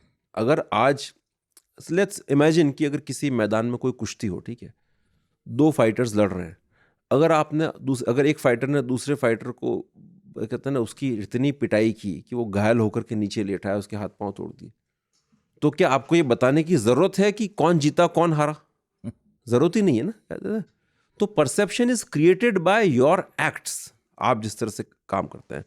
अब इसमें ना तो हम पूरा परसेप्शन कर पाए और ना हम पूरा एक्शन शो कर पाए। आपने जब वहां पर उनके 10-11 एयर बेसेस उड़ा दिए थे, आज हम लोग अपने कंट्री में बताते हैं भाई उसको आप, और आपको मौका भी मिला था, पाकिस्तान ने सीज फायर वायलेट भी किया था, आप उसको एक दिन और चला लेते, कौन रोक रहा था आपको, क्या था, और थोड़ा सा ऐसा ठीक ठाक डैमेज करते पाकिस्तान को कि वो सिग्नलिंग पूरी हो जाती, वो मैसेज कन्वे हो जाता कि साहब नुकसान इनका वो दिखता हुआ नुकसान है, आप क्या कर सकते हो। लेकिन अब वो ऐसा कंफ्यूजन छोड़ा कि उसके बाद, और वो उन्होंने तो पूरी जगह अपना प्रोपेगेंडा सारा का सारा एक्टिवेट कर दिया। बाद में तो खैर प्रोपेगेंडा हमारा फोर्टे भी नहीं है, फ्रैंकली स्पीकिंग। देखिए प्रोपेगेंडा जो है उसके अंदर आईएसआई की जो एक एक्सपर्टीज है इस तरह का झूठ फैलाने के अंदर, उनका DGI SPR लेने हैं, वो करना है, और एक कंसिस्टेंसी, वहाँ का सिस्टम अलग तरीके से चलता है वहाँ पर। मतलब यहाँ तो क्या, एक आर्मी का सेटअप अलग है, पॉलिटिकल सेटअप अलग है, सब कुछ, कोई भी आके कुछ भी कह रहा है, ऑपोजिशन कुछ कह देता है, थैंक गॉड अलग है। हाँ ठीक है। हाँ वहाँ पर ये सब नहीं है, वहाँ तो जो है उनका एक ही लाइन पर जो फौज तय करेगी वही होगा। तो इसलिए बाद में उन्होंने जो किया उसमें तो मुझे कोई सरप्राइज नहीं है कि उन्होंने इस चीज़ को अपने फेवर में सेट किया। हमारे यहाँ से तो कभी कोई जनरल साहब कुछ और बोल रहे हैं, कभी CDS का कुछ और स्टेटमेंट आ रहा है, कभी कोई डिफेंस अताशे मलेशिया में, इंडोनेशिया में कहाँ थे वो। आप अगर इतना कहते हैं ना डिस्टर्ब्ड और हैपेजर्ड वे में काम करेंगे, कौन आपकी बात सुनेगा, क्या कहते हैं ना। तो ऐसा लगा कि कोई ब्रीफिंग नहीं हुई उसके बाद, कोई ब्रीफिंग नहीं बड़े हुई अधिकारी और को बुला के देखिए, कोई तय हो पाता इन कि सब भाई चीजों के में ये लाइन लेंगे हम लोग का सारा फोकस ये कि भाई हमने 2 फीमेल ऑफिसर्स को आगे कर दिया क्या, ऐसे नो, तो वो कॉन्क्रीट कोर चीजों पर ध्यान देना चाहिए, सब्सटेंस पर ध्यान देना चाहिए क्या, जैसे ना वो तो ऐसा लग रहा था जैसे वो कहता है ना आपकी कोई माइथोलॉजिकल आप कैरेक्टर लेकर के आते हैं क्या, जैसे 2 देवियां बिठा दी हैं, बीच में कोई गॉड है क्या, जैसे तो आपको जो है ना मैसेजिंग क्या कर रहे हैं आप क्या, बिकॉज बहुत सिंपल स्ट्रेट फॉरवर्ड मैसेजिंग इसमें होनी चाहिए, साहब हमने ये किया है, नो ड्रामा नो रेटरिक्स, तो वो चीज़ें। तो अब अगर उस वक्त मेरा ये मानना है कि ये लोग अगर थोड़ा सा उसको एक दिन और एक्सटेंड कर लेते हैं और एक डिसाइसिव डैमेज के साथ उसको एंड करते, क्या करते हो? आपके पास आपने ब्रह्मोस, आपने कुछ ब्रह्मोस चलाई और उनकी एयर बेसिस डिस्ट्रॉय कर दिए, वही काम और करते। आपको ये नहीं कह रहे कि आपको एरिया क्रॉस करना था, आप वही काम और करते, एटलीस्ट ये तय तो हो जाता ना कुछ दुनिया के सामने, विजिबली डैमेज करना था, विजिबली डैमेज करना था, ये चीज हो जाती तय क्या। और मेरी अमेरिकन से भी बात हुई कभी कि मैं बाहर गया था, कई सारे हमने कहा तो यार वो ये कहते हैं कि हम कोई आपकी मिसाइल आके पकड़ थोड़ी रहे थे कि ये चीजें तो ऐसे ही चलती हैं कि भाई 4 घंटा आपने और खींच दिया, वो कर दिया, उसके बाद हर कोई कंडेम करता है, ये करता है, तो वो मौका पाकिस्तान को मिल गया। सरहद पे जो शेलिंग्स हो रही थी, हाँ, तो कहाँ मारा था उन्होंने, हाँ, कि हो गई, हाँ, मिसाइल आने जाने बंद हुए थे, गोलियां तो बाद तक भी चलती रही, कैसे अब भी हो जाती है, ठीक है। सीज फायर कहाँ माना उसके बाद जो है वो जब हुआ, उसके सीज फायर वायलेट किया पाकिस्तान ने, किया, वही मानने का था। हाँ, अब उसके बाद फिर पाकिस्तान ने अपने आप को हर तरीके से कंसोलिडेट करना शुरू कर दिया, ठीक है। देखिए बांग्लादेश के अंदर उन्होंने हमारे लिए चीजें पूरी तरह से कहते हैं ना मुश्किल की, ऑपोजिट कर दी। क्या मुश्किल, क्या मतलब बहुत हमारे लिए एक तरह से कहते हैं ना एब्सोल्यूट डिस्ट्रक्शन वहां पर कर दिया है पूरा का पूरा। क्या जैसे जिस तरह से बांग्लादेश में आप अभी देख रहे हैं पूरा का पूरा जमात इस्लामी का निज़ाम, सारे टेरर ग्रुप्स वहाँ प्रोलिफरेट कर रहे हैं। जैसे अमेरिकन का इंटरेस्ट इसी में है कि वहाँ पर बांग्लादेश के अंदर एक है ना बड़ी एक एंटी इंडिया सेटअप वहाँ पर खड़ा हो। चाइना का भी इंटरेस्ट उसके अंदर है काफ़ी हद तक। फिर पाकिस्तान का जो है उन्होंने अपनी सऊदीज़ वगैरह के साथ में अपनी दोस्ती काफ़ी जो पैक्ट किया बीच में अभी उससे मजबूत कर लिए। तुर्की के साथ, कतर के साथ उनके संबंध अच्छे हैं ही, अमेरिका के साथ, चाइना के साथ अच्छे हैं ही। अभी बताते हैं कि बॉर्डर एरियाज़ में भी काफ़ी बिल्डअप कर लिया है। तो अब आगे ये बात तो तय है कि आगे कोई भी अगर वापस अगर लड़ाई होगी तो उसके अंदर वो एक लेवल ऊपर ही जाएगी। क्योंकि आप देखें 2014 से देखें 2016 में उरी जो हुआ था फिदाइन अटैक, उसके बाद हमने सर्जिकल स्ट्राइक किया। 2019 में जब पुलवामा फिदाइन अटैक हुआ तो हमने बदला बालाकोट से लिया। बालाकोट उरी सर्जिकल स्ट्राइक से कई गुना ऊपर था, आपकी प्लेन्स उनकी टेरिटरी में क्रॉस करके आकर के वो करके। उसके बाद पहलगाम हुआ, पहलगाम के बाद हमारा बदला और कई गुना ऊपर था। हमने एक तरह से ऑलमोस्ट वॉर ही इंडिया पाकिस्तान के बीच हो गया था। 4 दिन की कॉन्फ्लिक्ट रही, ठीक है, आर्मीज ने बॉर्डर्स क्रॉस नहीं किए, बाकी तो आप मिसाइलें चला रहे थे। मिसाइल यूज़ होना ये बड़ी बात होती है। और उनकी मेनलैंड के अंदर जो है उनकी जो टेरर कैंप्स हैं उन पर अटैक हुए, ठीक है। अब आप सोचें नेक्स्ट फ्यूचर के अंदर, हालांकि इंडिया ने कह दिया है कि कोई भी टेररिस्ट अटैक होगा तो उसके वो एक एक्ट ऑफ वॉर माना जाएगा। अब अगर एक्ट ऑफ टेररिस्ट अटैक होता है और अगर हम उसको स्वीकार करते हैं कि वो पाकिस्तान से ऑर्केस्ट्रेटेड है तो वो एक्ट ऑफ वॉर है, उसका तो बदला लेना पड़ेगा। तो नेक्स्ट जो भी होगा वो ऑपरेशन सिंदूर से भी एक स्टेप हायर होगा। अब ऑपरेशन सिंदूर से एक स्टेप हायर क्या है, वो तो एक तरह से आपका वॉर टाइप का सिचुएशन ही हो जाएगा। आपकी आर्मीज आमने सामने लड़ेंगी और मान के चलिए कि वो उसमें भी अगर सीज फायर हो जाता है, पाकिस्तान तो सुधरने वाला है नहीं, वो तो अपनी टेररिस्ट अटैक करते रहेंगे, ठीक है। तो उसके बाद भी एक जंग होगी और उसको मैं मानता हूँ वो फिर निर्णायक जंग होगी, क्योंकि हम उस दिशा में बढ़ रहे हैं। वो जो तस्वीरें आई थी मेरा ख्याल है बहावलपुर था, कोई तो मरा था जिसमें श्रद्धांजलि देने बड़े बड़े लोग पहुंच गए थे, जो नहीं पहुंचे थे उन्होंने फूल भिजवाए थे। एक्चुअली कौन मरा था उस स्ट्राइक में? सिर्फ रिश्तेदार मरे थे मसूद अजहर के? इसकी जो अलवी फैमिली जो है ना, बड़ी फैमिली है, ठीक है, बहुत सारे रिश्तेदार हैं इसके अंदर, ठीक है, तो और फैमिली मेंबर्स ही अलग अलग सारा डिपार्टमेंट संभालते रहते हैं क्या। तो तकरीबन 10 से 13 के, मुझे एग्जैक्टली ये नहीं पता कि 13 थे या वो थोड़ा सा मुश्किल होता है कंफर्म करना, बट समवेयर बिटवीन 10 to 13 इसके अलग अलग रिश्तेदार जो है वो मारे गए थे। एक बड़ा उस वक्त एक चल रही थी न्यूज़ की अब्दुल रौफ जो है वो मारा गया था, इसका भाई, लेकिन वो नहीं मरा था, वो नहीं मरा था, ठीक है ना। मुफ्ती असगर की भी खबर चल रही थी, वो जो इनके लॉन्च पैड वगैरह को संभालता है, वो भी नहीं मरा था, ठीक है ना, क्योंकि अभी हाल फिलहाल में एक आई थी कहीं से बात कि मुफ्ती असगर ने तो सीक्रेट यात्रा टर्की की भी की है, ठीक है ना। तो रिश्तेदार तो इसके मरे थे कई सारे, इसकी जो बहनें हैं उसमें उनके एक दो के हस्बैंड मरे थे। अब वो जो इन्होंने एक मुमिनात करके जो ऑर्गेनाइजेशन निकाला है फीमेल्स का, उसको वो हेड कर रही हैं, ठीक है। तो मरे तो थे इसके रिश्तेदार, जिसका इसको बड़ा एक गम भी है जैसे। तो ये बट हाँ, ये कि क्लैंडस्टाइन एरियाज है, देखिए इन सब चीज़ों के अंदर आप बहुत सारे इस तरह के बारीक डिटेल्स हो जब आप खुद वहाँ पर ना हो। हाँ सही बात है, तो नहीं बता सकते। बहुत बहुत शुक्रिया अभिनव पांड्या, धन्यवाद। तबीयत ख़राब है आपकी, बावजूद इसके आपने इतना वक्त दिया। Thank you very much. और ये किताब भी आपकी बाकी किताबों की तरह बहुत सरल, बहुत शानदार है। और किसी को भी अगर कश्मीर में आतंकवाद का इतिहास पढ़ना हो, समझना हो, वैचारिक दृष्टि से भी और स्ट्रेटेजिक दृष्टि से भी, तो ये किताब उनके काम की ज़रूर है। इसके अलावा ये जियो पॉलिटिक्स भी बतियाती है कश्मीर के इर्द गिर्द की। जगरनॉट से आई है, 599 रुपये इसकी कीमत है। और अब जब अचानक से एक लोगों के अंदर मतलब एक क्या कहना चाहिए उसे, क्यूरियोसिटी है कि आतंकवाद को ठीक से समझें। आतंकवाद केवल इतना नहीं है कि बम फेंक दिया, गोलियां चला दी, उसके पीछे बहुत सारी चीज़ें होती हैं, जटिल है मामला, इतना भी सरल नहीं है। तो अब ऐसी किताबों की खोज होने लगी है, तो आप प्लीज़ हिंदी में भी करवाइए। ठीक है, बिल्कुल बिल्कुल।